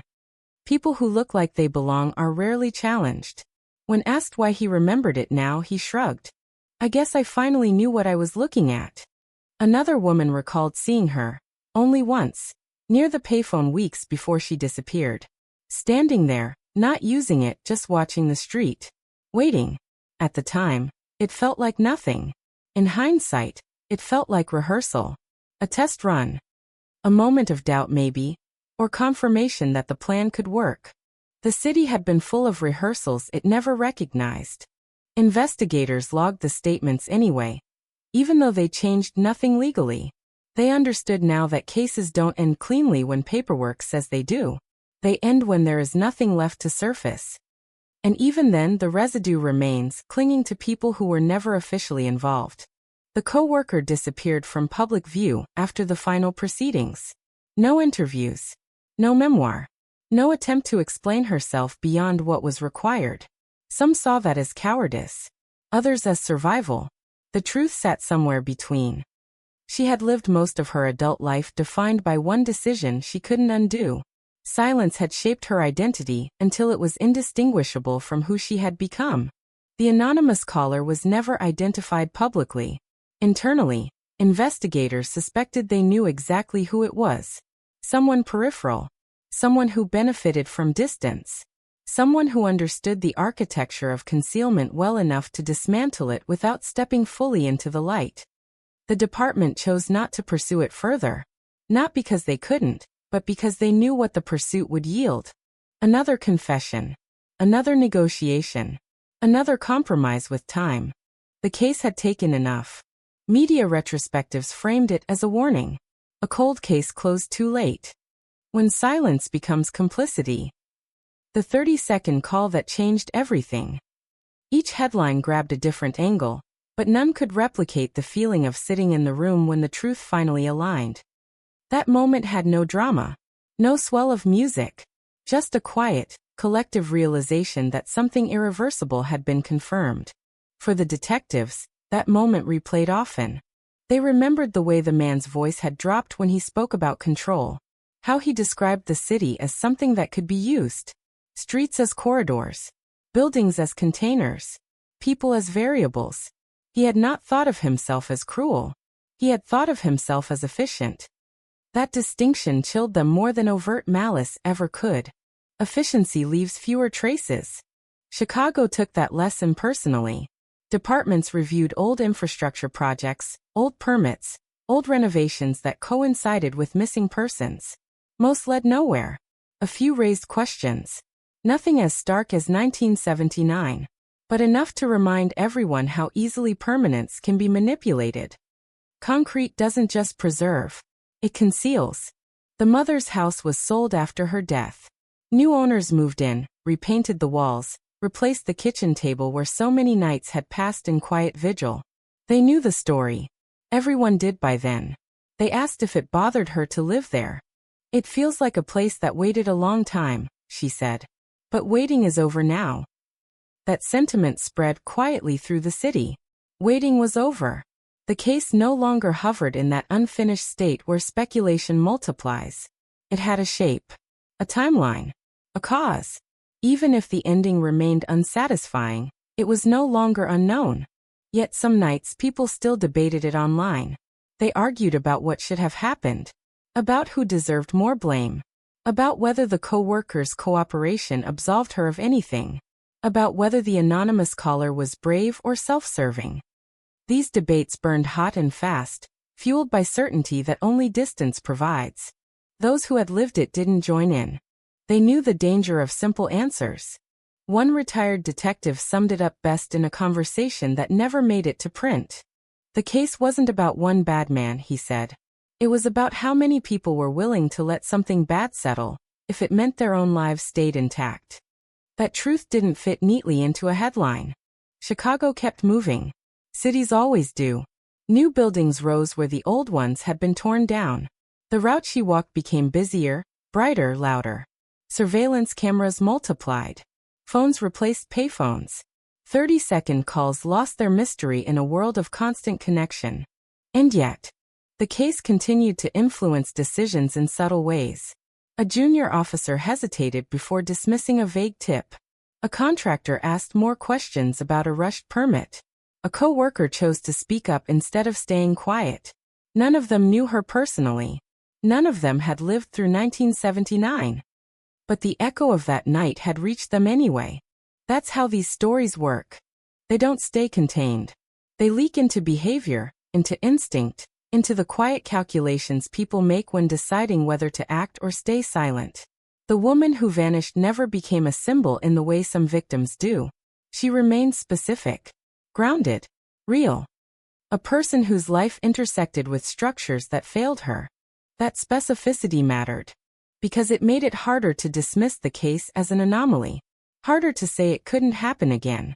Harder to believe that progress alone was enough to prevent repetition. Progress doesn't replace courage. The city learned that too. Years later, when another cold case cracked open from the same era, a reporter asked if there was any connection. Investigators said no.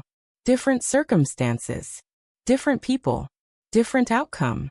But privately, they acknowledged the influence. The willingness to revisit. The refusal to accept silence as neutral. That mindset had been shaped, in part, by what 1979 had revealed. The 30-second phone call no longer existed as evidence. The booth was gone. The records incomplete. But its imprint remained. A reminder that communication doesn't always mean rescue. Sometimes it's confirmation. Sometimes it's consent disguised as coordination. Sometimes it's the final step before something irreversible. And Chicago, a city built on connections and separations, learned to listen more carefully to the spaces between words. Because that's where this case lived.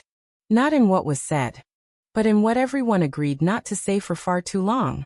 By the time the case entered its final public chapter, it no longer belonged to the people who had lived it. It belonged to the city, to its memory, to the way it talked about itself when no one was listening. The story had become less about one night in 1979, and more about what the city had learned, slowly, reluctantly, about the cost of silence. And silence, it turned out, had been the most consistent witness of all. Court transcripts read like technical manuals. Dates, times, legal language stripped of emotion. But between the lines, the fear still bled through. Fear of consequences. Fear of being next. Fear of becoming inconvenient. Those fears had shaped every choice, every omission, every pause that stretched into years. The man who killed her had understood fear well. He didn't need to threaten it. He let it do the work for him. He leveraged hierarchy, access, and the unspoken rule that problems should be handled internally, quietly, without drawing attention. In the Chicago of that era, Those rules were rarely questioned. They were efficient. They kept things moving. They also kept people quiet. Experts called the crime opportunistic. The word sounded neat, professional. But opportunity, in this case, wasn't about chance. It was about environment. A network of assumptions that made the unthinkable possible without ever being seen. The building, the job, the trust. All of it aligned not once, but continuously, reinforced by the behavior of everyone around it. That alignment unnerved investigators more than any single act of violence. The co-workers' cooperation closed the case, but it also reopened an old wound inside the department.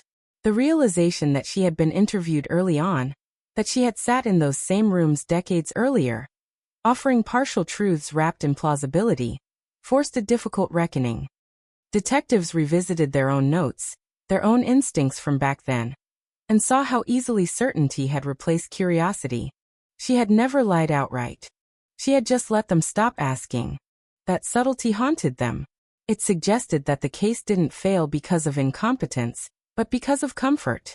Because everyone involved, from witnesses to investigators, had accepted explanations that allowed them to move on. The cost of pushing harder felt higher than the cost of waiting. Waiting won. Public reaction fractured along familiar lines. Some demanded harsher accountability. Others argued that time had already punished everyone involved. A few insisted the case was never truly solved without a body. These debates played out on screens and airwaves, fueled by the illusion that justice is something that can be perfected if only the right opinion prevails. The truth was less satisfying. Justice arrived late, incomplete, shaped by decay and compromise. It answered the central question, what happened, but left others untouched. Why no one spoke sooner? Why warning signs were missed? Why fear outweighed responsibility? Those questions didn't belong to the courtroom. They belonged to the city. Chicago responded in the only way it knew how. Incrementally. Quiet reforms. Better training. Emphasis on follow-up. Language changes. The word nothing was no longer accepted easily in reports. Officers were taught to probe the ordinary, to distrust the phrase, probably unrelated. These shifts were small, almost invisible, but they accumulated. The case became a teaching tool, not because of its resolution, but because of its duration. Recruits learned about the payphone, the concrete, the anonymous call. They learned how the smallest details can sit dormant for decades, waiting for context. They learned how trust, when misapplied, becomes a blindfold. They learned that silence, once institutionalized, is hard to dismantle. The woman herself remained oddly distant in these retellings. Her personality flattened into a timeline.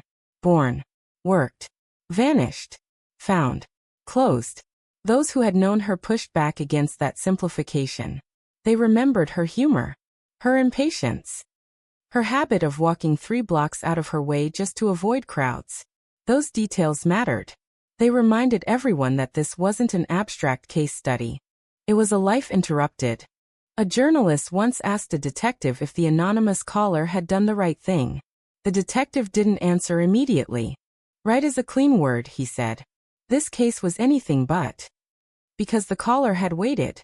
Because the caller had benefited from that waiting. Because the caller had chosen timing over immediacy, control over chaos.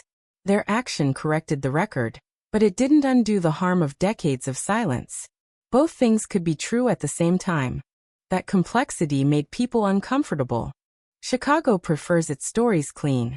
Heroes. Villains. Endings that resolve into something you can hold. This case refused that structure. It ended not with triumph, but with acknowledgement. A collective admission that the city had looked away long enough for something terrible to harden into permanence. Even after the final press conference, tips continued to come in. Not about this case, but about others. People called in to report memories they had once dismissed. Names they had avoided saying. Incidents they had convinced themselves were nothing. The ripple effect was real, if difficult to measure. Detectives noticed the shift. They heard it in voices. Less certainty. More hesitation. A willingness to admit doubt. Those were not weaknesses. They were corrections. The cold case of 1979 had taught the city how to be uncertain again. And uncertainty, when treated seriously, can be a form of vigilance. Years later, when the file was digitized, someone added a final note in the system. Not a summary, not a conclusion, just a sentence. Silence was the longest accomplice. It wasn't official language. It didn't belong in a database. But no one removed it. It captured something no statute or verdict ever could. The case had been solved. The lesson was still unfolding. Chicago carried it forward, not as a warning sign posted clearly for all to see, but as a pressure beneath the surface, shaping how people listened, how they questioned, how they weighed the cost of speaking against the cost of waiting. Because waiting, the city had learned, is never neutral. It's a choice. And in 1979, that choice had been made again and again, until it became too heavy to lift. The anonymous tip had broken the weight. The echo remained. The case did not end with a gavel or a closing statement. It ended with a quiet shift in how the city spoke to itself. Long after the headlines faded, after the last panel discussion and the final investigative podcast episode moved on to newer mysteries, the story lingered in the margins. In training manuals. In internal memos. In the pauses detectives took before dismissing a lead. It had become a reference not for what justice looked like, but for how easily it could be delayed without anyone meaning to delay it. The woman at the center of it all never became a symbol carved in stone. There was no mural. No annual march. Her absence was too specific for that, too rooted in ordinary spaces.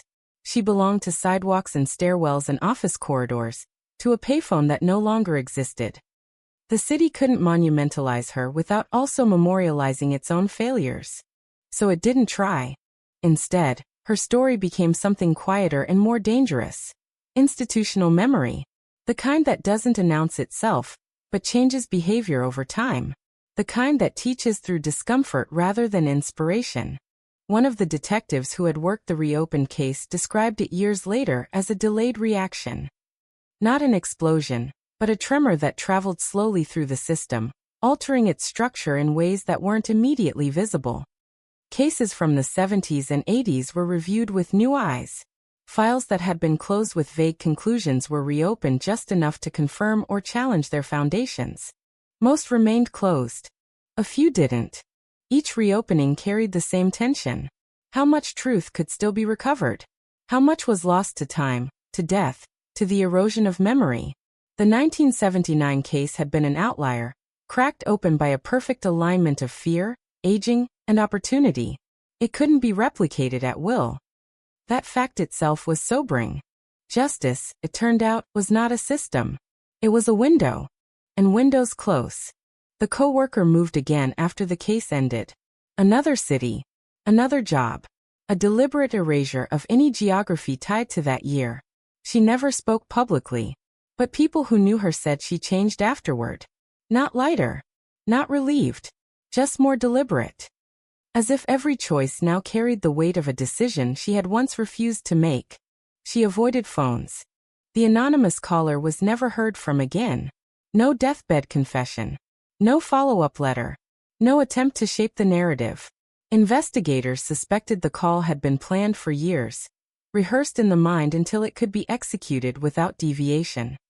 A single intervention, precise and contained, designed to correct the record and then disappear. That restraint unsettled people.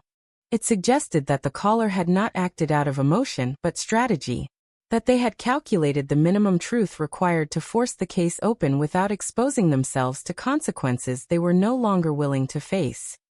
It was a reminder that truth, when controlled, can still serve self-interest. The city didn't know what to do with that nuance. It preferred to focus on the outcome rather than the method. The case was closed. That was enough for most. For the mother's relatives, closure arrived in a different form. They organized a small gathering. No speeches. No press. Just photographs laid out on a table. Stories shared among people who had known her before she became a case number. They talked about vacations she never took. Arguments she never finished. Plans that had dissolved silently when she didn't come home. Those conversations did more to humanize the case than any official proceeding ever had. The building where the evidence was found remained in absence. A gap in the urban landscape that eventually filled with something new. People parked there, walked past it, never knowing what had once been sealed beneath their feet. The city has always been built on layers like that. Stories buried beneath other stories, waiting for pressure to expose them. Sometimes, pressure comes from time. Sometimes, it comes from fear of being remembered for the wrong reasons. The case found its way into fiction, thinly disguised. Writers borrowed the structure, the phone call, the anonymous tip. They changed names and details, but the core remained. Audiences consumed it as entertainment, detached from the reality that inspired it. The city watched itself refracted through narrative and felt a complicated mix of pride and discomfort. This wasn't a story that made Chicago look heroic. It made it look human, fallible, fragmented, capable of great silence. That may have been the most enduring impact of all. The recognition that systems do not fail loudly. They fail quietly, through compliance, convenience, and the gradual normalization of not asking questions. The 1979 case became a reminder pinned quietly to the city's conscience. Ask the question. Ask it again. Ask it when it feels unnecessary. Because what ended the silence wasn't technology or persistence or even justice. It was the realization that time was about to erase the last person who could still speak. That realization arrived decades too late for her. But it arrived. And in that arrival, something shifted. Chicago did not become safer overnight. No city ever does. But it became more suspicious of its own quiet. More alert to the spaces where things are hidden not because they are invisible, but because no one wants to see them. The case closed without celebration.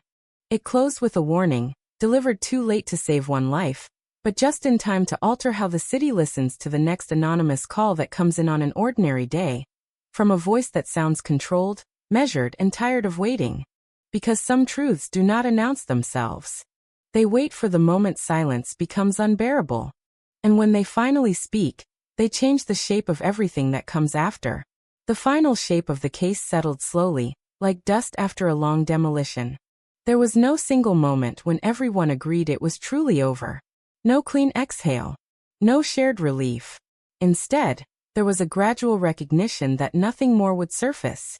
No additional calls. No hidden files. No forgotten witnesses suddenly remembering something essential. The well had been drained. What remained was the outline of what had once been there, sharp enough to cut if touched carelessly. The city accepted it in stages. First, the institutions did. The case was archived with its new designation, no longer marked unresolved, no longer flagged for active review. The file moved from the section that demanded attention to the section that demanded reflection. It became something to consult rather than pursue. Then the media let go. Stories slowed. Anniversaries passed without comment. Editors decided the narrative had reached its natural end, even if that end felt unsatisfying. Audiences followed, turning their attention to fresher mysteries with cleaner edges. Finally, the streets forgot. Not deliberately, not cruelly, just the way cities forget everything that doesn't demand daily acknowledgement. New routines replaced old ones. New names filled police blotters. New crimes rewrote the emotional map of urgency. The woman who vanished in 1979 slipped back into history, no longer unfinished, but still unresolved in the only way that mattered. Because answers are not the same as restoration. The detectives who had reopened the case understood that better than anyone. Some of them visited the old locations one last time. The stretch of sidewalk where the payphone had stood. The rebuilt lot where the building once rose. The stairwell in her apartment complex, now repainted, better lit, stripped of the atmosphere that had once made it feel complicit. They stood there quietly, not looking for ghosts, just acknowledging that places remember even when people don't. One of them said later that what haunted him most was not the crime, but the efficiency of the aftermath. How smoothly the world had absorbed her absence. How quickly routines adapted. How easily silence had been normalized. It was proof that disappearance doesn't require force once society learns how to look past it.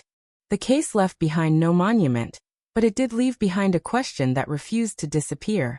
How many other stories ended the same way? without an anonymous call, without a crack in the concrete, without time forcing someone's hand. No one could answer that. But the question itself became part of the city's internal language. Unspoken, but present. A pressure applied whenever something felt too quiet, too neat, too easily dismissed. Years later, a rookie officer handling a late-night call remembered the case without fully realizing why. The tip was vague, old, possibly unreliable, the kind that used to be logged and forgotten. He hesitated, asked one more question, then another. That hesitation led nowhere dramatic. No breakthrough, no confession, just confirmation that something wasn't being hidden. That was enough. Because the legacy of the 1979 case was never meant to be spectacle. It was meant to be friction. A resistance to the easy path. A reminder that silence carries weight. And that time does not absolve. It merely obscures. The case taught the city that waiting is not passive, and forgetting is rarely accidental. The anonymous caller had understood that. They had waited not for courage, but for inevitability. For the moment when silence could no longer protect anyone. When the balance tipped, not toward justice, but toward irrelevance. Their call wasn't an act of redemption. It was an act of control, timed precisely to reshape how the story would end. And it worked. The record was corrected. The truth surfaced. The city adjusted. But somewhere beneath all of that, beneath the paperwork and policy changes and cautious optimism, something darker lingered.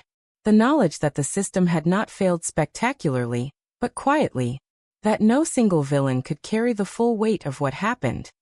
That responsibility had been diluted across time, fear, and convenience.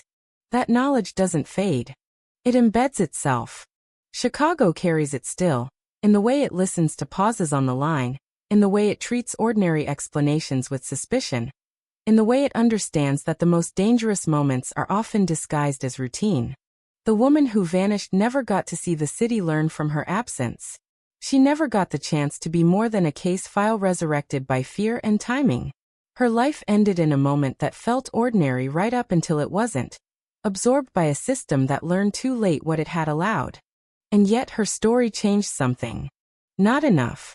Never enough. But something. The 30-second phone call is gone. The voice that made it has faded into anonymity. The concrete that hid the truth has been broken, hauled away, repurposed into roads that lead somewhere else. The city keeps moving forward, because that is what cities do. But forward motion does not erase pressure. It carries it.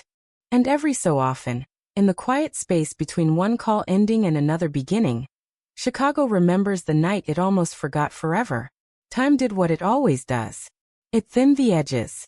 What once felt sharp became familiar. What once unsettled became a reference point. Then a footnote, then a quiet line in the long memory of a city that never truly stops accumulating stories. The case did not vanish, but it stopped intruding. It learned how to sit still. Yet even stillness has weight. Inside police headquarters, the file remained intact, its pages yellowing but untouched. Occasionally someone would pull it down, not to reopen it, but to measure something else against it. A disappearance with no witnesses. A tip that arrived too late. A silence that felt rehearsed. The comparison was never exact, but the echo was there, unmistakable. The case had become a baseline for unease. Not because of what happened, but because of what almost didn't. In the neighborhoods closest to where it began, the story transformed again, filtered through rumor and retelling. Details blurred. Names were lost. But the shape endured. A woman. A call. A truth buried under something meant to last forever. Parents told it as a warning without realizing they were doing so. Not about danger in the streets, but about how easily certainty can lie. Certainty was the real antagonist. For years, certainty had said the case was unsolvable. Certainty had said the evidence was gone. Certainty had said the past could stay where it was. And certainty, unchallenged, had been enough to hold everything in place. Until it wasn't. That realization unsettled more than any single revelation ever could. It suggested that many conclusions were provisional, dependent not on truth but on effort. On timing. On whether someone, somewhere, decided that silence had become too expensive to maintain. The anonymous caller had forced that calculation. They had understood something fundamental. That institutions respond not to guilt, but to risk. And risk changes with time. Witnesses age. Landscapes shift. Reputations soften. What once felt dangerous to reveal eventually feels pointless to conceal. That understanding was colder than remorse. And perhaps more honest. Some nights, dispatchers still thought about the call. 30 seconds. No raised voice. No plea. Just information delivered with precision, like coordinates dropped into open water. It had slipped through the system quietly, almost unnoticed, until it detonated somewhere deep in the process. That kind of impact leaves a residue. It teaches people to listen not for emotion, but for structure. For what is said without emphasis. For what sounds practiced. It changes how silence is interpreted, how pauses are weighted. The city learned to hear differently. Outside official channels, the case continued its quieter life. Students studied it, not as a mystery, but as a failure of alignment. The right information, the wrong moment. The right questions never asked. It became an example stripped of drama, reduced to cause and effect. That reduction was unsettling, because it suggested that nothing extraordinary was required for the case to remain unsolved for decades. No conspiracy. No grand cover-up. Just ordinary decisions stacking neatly on top of one another, each one reasonable in isolation, catastrophic in total. Ordinary was the most frightening word attached to it. The woman at the center of the case remained elusive in another way. The more time passed, the less she resembled a person, and the more she resembled a negative space, defined by what was missing. Her voice existed only in second-hand recollections. Her habits flattened into bullet points. Her complexity dissolved under repetition. That, too, was a kind of disappearance. Those who had known her best felt it most sharply. They guarded the small details fiercely, knowing that once lost, they would never return. The way she paused before answering questions. The way she organized her desk. The sound of her laugh when it caught her by surprise. None of it made it into the file. None of it ever could. The case had answers now, but it would never have wholeness. And perhaps that was the final lesson it left behind. That resolution is not restoration. That truth does not rewind. That even when the record is corrected, the damage remains distributed across time. Impossible to gather back into one place. Chicago absorbed that lesson the way it absorbs everything else. Slowly. Unevenly. Without ceremony. The streets did not change their names. The buildings did not lower their voices. Traffic continued to grind forward. Life continued to assert itself, indifferent and relentless. But underneath that motion, something stayed alert. Attention. A resistance to easy endings. Because once a city learns how close it came to never knowing, it never quite trusts closure the same way again. What lingered after everything else fell away was the sound of routine. Doors opening. Phones ringing. Paper sliding across desks. The low hum of a city doing what it has always done. Unaware that it is repeating itself in smaller ways, softer ways, the kinds that don't draw attention until they accumulate into something irreversible. The case had taught Chicago how dangerous routine could be when left unquestioned. For a while people were vigilant. Too vigilant, some said. Tips were chased that led nowhere. Old grudges resurfaced disguised as revelations. Memory proved unreliable, bending under the weight of time and suggestion. Investigators learned quickly that reopening the past did not mean it would cooperate. The past rarely does. But the effort itself mattered. The act of refusing to accept the first explanation. The pause before stamping something closed. The extra minute spent listening to a caller who sounded unsure, or tired, or rehearsed. Those minutes didn't solve crimes on their own, but they slowed the machinery just enough to let doubt enter. Doubt became a tool. In briefing rooms, supervisors spoke less about closure and more about trajectory. Where does this lead if we let it go?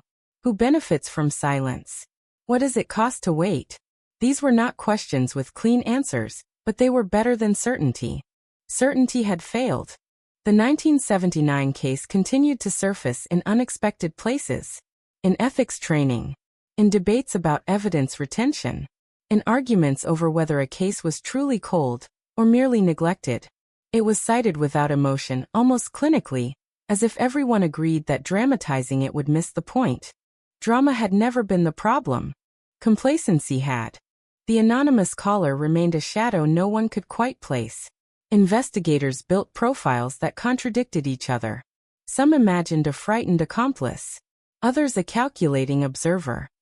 A few believed it was someone who had stumbled onto the truth accidentally, and then carried it like a foreign object for decades, unsure what to do with it. None of the theories mattered. What mattered was that the call existed at all, that someone had lived with knowledge long enough for it to harden, and then chosen a moment to release it that ensured maximum effect with minimal exposure. That choice suggested a person who understood systems intimately, who knew how to move something heavy by applying pressure at exactly the right point. That understanding was unsettling, because it meant the system had been predictable enough to exploit. The woman's story, when stripped of its mystery, revealed something almost mundane at its core. She trusted the world to behave according to its own rules. She assumed that if something went wrong, someone would notice. That absence would register as alarm. That time would work in her favor. Time did the opposite. Time worked against her quietly, erasing urgency one day at a time, until concern became habit, and habit became acceptance. By the time the system realized what it had lost, it no longer remembered what it was supposed to be looking for. That pattern terrified people who understood it. Not because it was rare, but because it was common. The case forced Chicago to confront an uncomfortable truth. Disappearance does not require darkness. It requires alignment. The right moment. The right assumptions. The right distractions. Once those elements fall into place, a person can vanish in plain sight, absorbed by the ordinary flow of days. The city did not like seeing itself that clearly, so it looked away when it could. Still, the lesson persisted. It showed up in small decisions, in files kept a little longer, in calls returned instead of ignored, in supervisors asking why something felt resolved when nothing concrete supported that feeling. Those changes didn't make headlines. They weren't meant to. They were friction applied quietly, resisting the natural slide toward indifference. Years passed. New generations arrived with no memory of the case beyond a line in a database or a mention in training. To them, it was history distant and contained. But history has a way of reasserting relevance when conditions repeat. And they always do. On a winter night, decades later, another call came in. Another voice. Another fragment of information that didn't quite fit. The dispatcher noted the cadence, the restraint, the absence of emotion. Somewhere in the process, a memory stirred, not of details but of consequences. The call was flagged. It led nowhere extraordinary. No buried evidence. No dramatic revelation. But it was handled differently. Slower. More carefully. With the understanding that silence, once dismissed, had proven capable of carrying weight. That was the quiet inheritance of the 1979 case. Not resolution. Awareness. Chicago learned, too late for one woman, but not too late for everyone else, that truth does not demand attention on its own. It must be invited, sometimes forced, sometimes cornered by the fear of being forgotten entirely. And in that understanding, the city carried forward a tension it would never fully release. A vigilance born not of hope, but of regret. Because regret, unlike closure, does not fade. It sharpens. Regret settled into the city like a second climate. It wasn't dramatic. It didn't announce itself. It moved quietly through offices and alleyways, through habits and hesitations, through the way people learned to pause before deciding that something was finished. The case no longer needed to be spoken aloud to exert its influence. It had become reflex. There were moments when the weight of it surfaced unexpectedly. A detective staring too long at a photograph, unable to explain why it bothered him. A clerk refusing to shred an old report because something about the margins felt unfinished. A supervisor rereading a closure memo and feeling, inexplicably, that it said too much with too little evidence. None of these moments made the news. But together they formed a pattern. The city had learned that endings are often negotiated, not earned. That the difference between a cold case and a forgotten one is rarely about evidence alone. It is about patience, about discomfort, about the willingness to keep something open when it would be easier to let it go. The 1979 case had stayed open not because it was unsolved, but because it had been tolerated. That realization lingered like a bruise. In academic circles, the case was dissected again, this time without reverence. Analysts stripped away emotion and symbolism, reducing it to flowcharts and timelines. Where did momentum die? Where did assumptions replace verification? Where did silence first become acceptable? The answers were never singular. They branched. A missed call here. A delayed report there. A decision made late on a Friday afternoon, influenced by exhaustion more than logic. None of it malicious. All of it human. And all of it sufficient to keep the truth buried for decades. Human error was harder to confront than villainy. Villains could be named. Error could not. The woman at the center of the case drifted further from the present, yet paradoxically became more instructive. She represented not danger, but vulnerability. Not recklessness, but trust. She did what people are supposed to do, worked, planned, expected continuity, and paid for it with disappearance. That inversion unsettled people, because it suggested that safety is not always a reward for caution, and that systems built to respond to crisis are often ill-equipped to recognize slow emergencies. The case was not loud enough when it needed to be. By the time it became loud, it was already history. The anonymous caller had understood that arc. They had waited until volume was guaranteed, until the right ears were listening, until the system, altered by time and scrutiny, could no longer dismiss what it heard. Their call was not brave. It was efficient.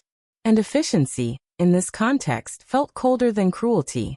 That coldness stayed with investigators. They wondered what it meant to live with knowledge like that. To carry it through marriages and moves and career changes. To age alongside a secret, knowing exactly when it would become safe to tell it. The thought was unsettling because it implied discipline, not panic. Discipline was harder to forgive. As years passed, the city grew used to carrying unresolved things. Chicago has always been good at that. It stacks stories the way it stacks buildings, one on top of another, trusting that the foundation will hold. Sometimes it does. Sometimes it cracks, slowly, invisibly, until pressure forces something through. The 1979 case had been one such crack. And cracks have a way of spreading. New cases arrived carrying similar shapes, different details, same silences. Each one tested whether the lesson had truly taken root or merely been acknowledged and set aside. Some were handled better. Others weren't. Progress was uneven, frustratingly so. But it existed.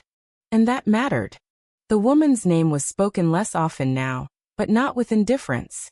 When it surfaced, it carried a particular gravity, a shorthand for what happens when attention lapses and certainty fills the gap. She had become a measure, not a mystery.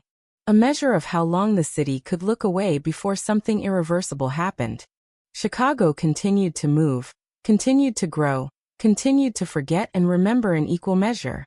It did not become wiser all at once. It stumbled forward, learning in fragments, absorbing lessons unevenly, correcting some mistakes while repeating others. That was the truth the case left behind. Not a promise. A warning. That systems only improve when they are made uncomfortable. That silence is rarely neutral. That waiting has consequences, even when nothing appears to be happening. And somewhere beneath the noise of traffic and the glow of late-night offices, that warning remained, steady and unresolved, like a low-frequency hum that never quite fades, reminding the city that it once came dangerously close to letting a life disappear without even knowing it had done so. By the time the case reached its fourth decade of existence, it no longer felt old.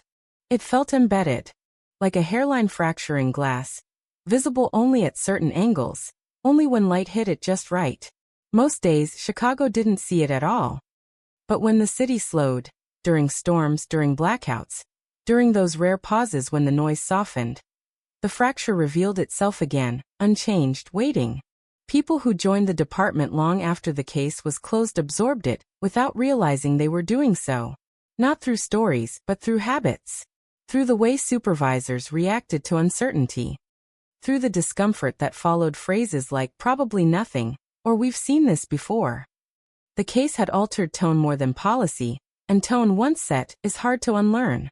That was how its influence survived. Not as memory, as instinct. There were nights when detectives drove the city without purpose, letting streetlights blur into rhythm, thinking not about crimes but about timing, about how events align, about how many lives hinge not on decisions, but on moments when no decision is made at all. The 1979 disappearance had been one of those moments stretched into decades. A pause mistaken for an ending. The file itself carried scars of revision. Original conclusions crossed out. Marginal notes added years later in different handwriting, different ink, different eras. It read less like a record and more like a conversation across time. Each generation correcting, questioning, or quietly doubting the one before it. That conversation never reached consensus. And maybe it wasn't meant to. The city learned that closure, when achieved too neatly, can become a form of erasure. That resolving a case does not necessarily resolve its impact. The woman's disappearance was no longer an open question, but it remained an open wound. Not because of violence, but because of delay. Delay leaves a different kind of damage. It spreads responsibility so thin it becomes almost invisible. The anonymous caller understood that better than anyone. Their silence had been a form of participation, whether they acknowledged it or not. And when they finally spoke, they did so in a way that minimized exposure, maximized effect, and left no room for dialogue. That finality troubled people. Because dialogue implies accountability. And the call offered none. Some believed the caller felt relief afterward. Others suspected regret. But those were projections, not facts. What was known was simpler and colder. The call did exactly what it was designed to do. And then it vanished. No echo. No aftermath. Just consequences. Consequences are easier to live with than questions. But questions persist anyway. In the years that followed, the city's relationship with its own past became more cautious. Archival projects expanded. Old cases were digitized not just for accessibility, but for survivability. Paper had failed before. Memory had failed before. The system adapted, slowly, imperfectly, in response to the quiet indictment the case represented. Technology promised vigilance. But vigilance is still human. The woman's absence continued to resist resolution in one crucial way. No matter how many times the facts were repeated, they refused to feel proportional. A life had disappeared, and the machinery designed to respond had taken decades to notice it fully. That imbalance could not be corrected by procedure alone. It required discomfort. And discomfort does not age well. As newer crises demanded attention, the old ones receded. Not erased, but displaced. The case waited in the background, patient, unchanging, confident that time would eventually circle back, as it always does. When it did, it returned not as tragedy, but as precedent. Precedent is quieter than warning. It does not shout. It waits to be invoked. And it was invoked, sometimes deliberately, sometimes unconsciously, whenever someone hesitated to close a file too quickly, whenever a supervisor asked for one more verification, whenever a dispatcher replayed a call twice instead of once. Those small delays mattered. They were the inverse of what had happened before. A resistance to speed. Speed had been the enemy in 1979. Speed of assumption. Speed of dismissal. Speed of moving on. The case taught Chicago that urgency and haste are not the same thing, and that treating them as interchangeable can cost more than anyone realizes. The city began to treat quiet differently. Not as absence. As signal. That shift didn't stop violence. It didn't prevent loss. But it changed the way silence was interpreted, and that change alone altered outcomes in ways no statistic could fully capture. Some cases unraveled sooner. Others didn't. Progress, like truth, arrived unevenly. The woman remained unnamed in public memory more often than not. Her story survived without her voice, filtered through reports and retellings that could never quite restore what had been lost. She existed now as a reference point, an example, a reminder, roles she never consented to. That was another quiet injustice. Being remembered for what happened to you, not who you were. Those closest to her resisted that flattening as long as they could. They shared stories privately, preserved artifacts that meant nothing to anyone else, held on to details that never appeared in any file. They knew the system would never need those things. But they did. And when they were gone, those details would go with them. Time continues to do what it does. It compresses. It simplifies. It reduces. The case, once sprawling and raw, became distilled into lessons and language. It lost texture. It lost warmth. It gained clarity at the expense of intimacy. That trade-off felt unavoidable, and yet deeply unsatisfying. Because clarity does not equal justice. It only approximates it. Chicago lives with that approximation every day. In the way it tells itself stories about resilience. In the way it celebrates survival without always accounting for what was sacrificed along the way. In the way it builds forward without always looking down.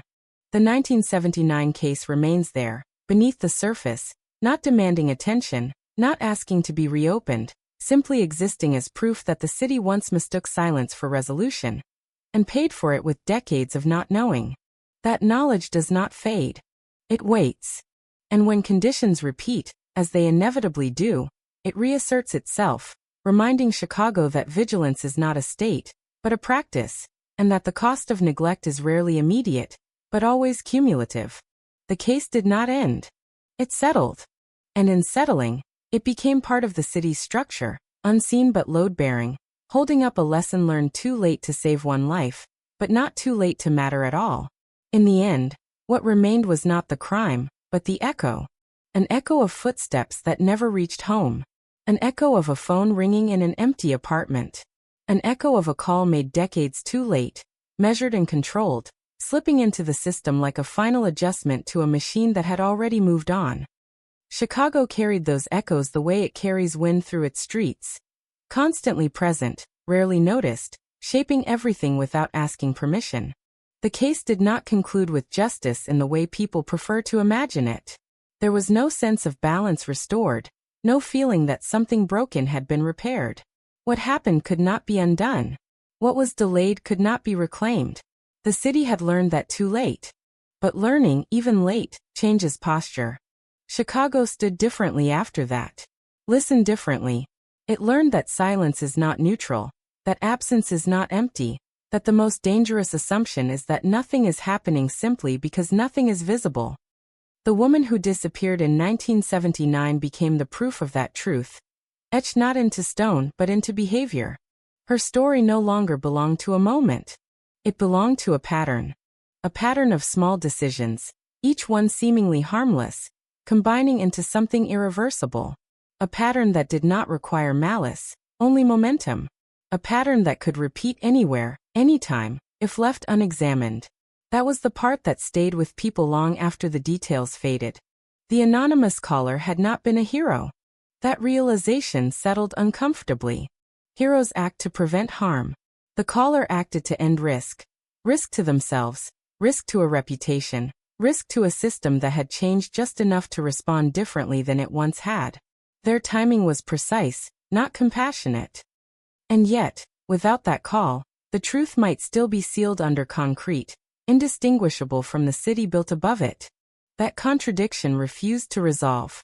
It forced Chicago to accept that outcomes and intentions do not always align, that truth can arrive through flawed hands, that justice sometimes depends on motives it would rather not examine too closely. The city learned to live with that discomfort, because rejecting it would mean rejecting the truth itself. The woman's name appeared less and less in public discourse, but it never fully disappeared. It surfaced in classrooms, in quiet conversations, in the way older detectives paused when asked why they insisted on one more check, one more call, one more night spent chasing something that didn't quite make sense. They never said her name out loud. They didn't have to. The city had absorbed the lesson deeply enough that it no longer required attribution. It lived in reflexes now, in hesitation, in skepticism toward easy endings. It lived in the understanding that systems do not collapse all at once, They erode slowly, invisibly, until pressure reveals what has been missing all along. Chicago did not become immune to failure. It became aware of it. And awareness, while imperfect, is harder to silence. Some nights, when the city quiets just enough, when traffic thins and offices empty and the lake reflects more light than it absorbs, the absence still feels present. Not as a ghost, not as a memory, but as a space that never quite filled in. A reminder that one life had slipped through the cracks while everyone was busy assuming someone else was paying attention. That assumption no longer comes as easily. The case closed on paper, but it never truly ended. It transformed. It dispersed. It became part of the city's internal architecture, influencing decisions without announcing itself, shaping responses without demanding credit. It existed as pressure rather than presence. And pressure changes things. It changes how long a file stays open. It changes how seriously a quiet voice is taken. It changes how much weight is given to uncertainty. Those changes are subtle. They do not satisfy the hunger for narrative resolution. They do not restore what was lost. But they alter trajectories, and trajectories matter more than conclusions ever do. The woman who vanished in 1979 never got to see that shift. She never got to know that her absence would recalibrate how a city listens. She never got the dignity of being more than a case corrected too late. That remains the unpayable debt at the center of the story. Chicago carries that debt forward. Not loudly, not ceremoniously, but deliberately. In the end, the cold case did not shock the police because it was solved. It shocked them because it exposed how close the city came to never knowing at all. How easily the truth could have remained buried. How ordinary the failure had been. That knowledge does not fade with time. It sharpens. And as long as Chicago continues to move, continues to listen, continues to hesitate just long enough to question silence, the echo of 1979 remains. Not as a mystery, not as a headline, but as a warning embedded in the rhythm of the city itself. A warning that says, nothing disappears on its own. Silence is never empty. And the past is only finished when no one is willing to listen anymore. After the echo faded, after even the echo learned how to be quiet, something else remained. Not memory. Not justice. Responsibility. It did not announce itself. It arrived disguised as routine, folded into checklists and protocols, into habits passed down without explanation. New officers inherited it the way they inherited radio codes and desk drawers, without knowing its origin, only its weight. They felt it in the hesitation before closing a report, in the instinct to ask one more question even when nothing demanded it. Responsibility does not feel dramatic. It feels heavy. Chicago learned that weight slowly. The case had shown the city that responsibility does not disappear when time passes. It only migrates. From witnesses to institutions. From institutions to culture. From culture to individuals who never asked to carry it but do anyway. The woman who vanished became part of that transfer. Her absence moved through generations, reshaping how disappearance itself was understood. No longer an anomaly, no longer an interruption, but a process. One that begins quietly, with assumptions, with delays, with the belief that tomorrow will clarify what today does not. Tomorrow rarely does. The city stopped trusting tomorrow. Instead, it learned to sit with uncertainty, to treat it not as a flaw but as a signal. Something unresolved was not something broken. It was something unfinished. That distinction mattered. It slowed things down. It forced attention where speed once prevailed. Speed had been the ally of silence.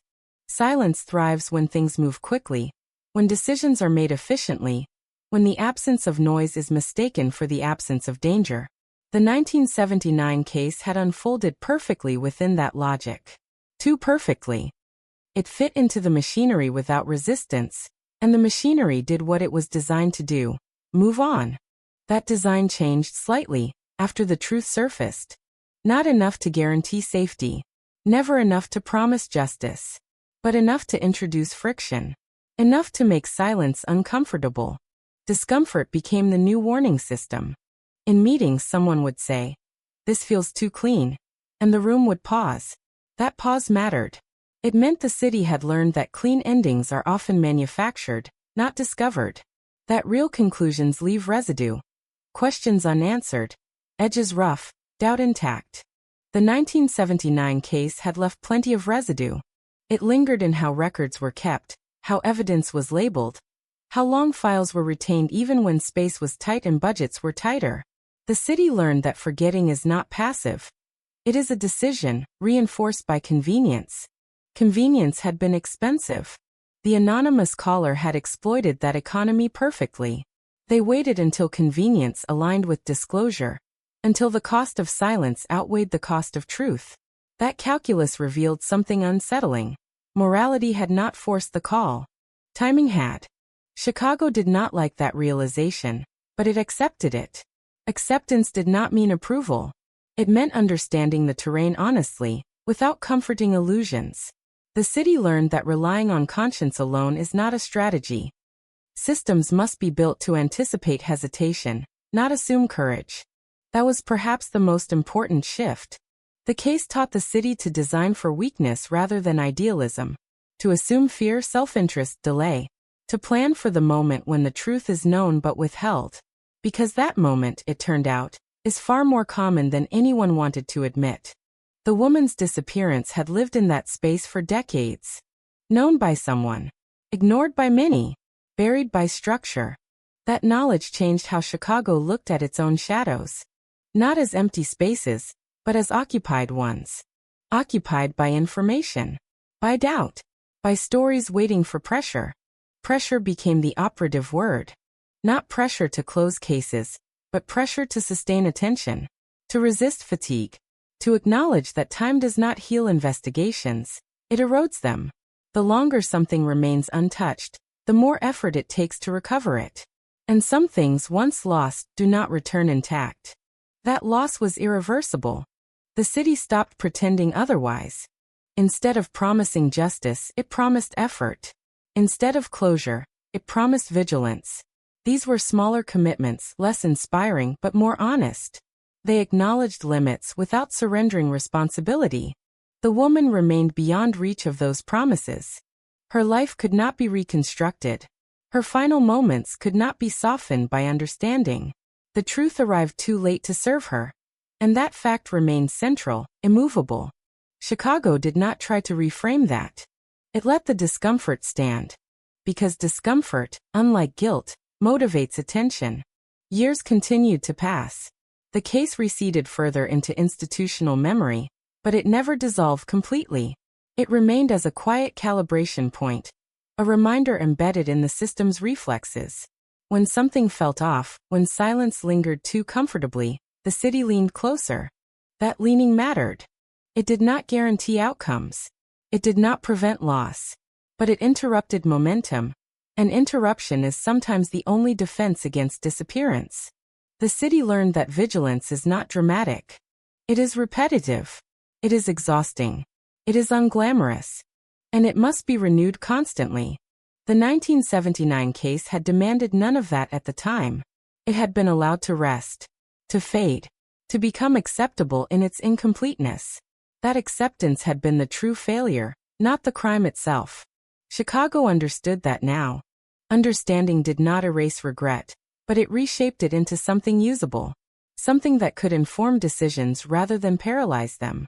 The city carried that transformation forward, unevenly, imperfectly, but deliberately. And somewhere beneath the layers of pavement and policy, beneath the stories told and untold, the absence remained. Not accusing.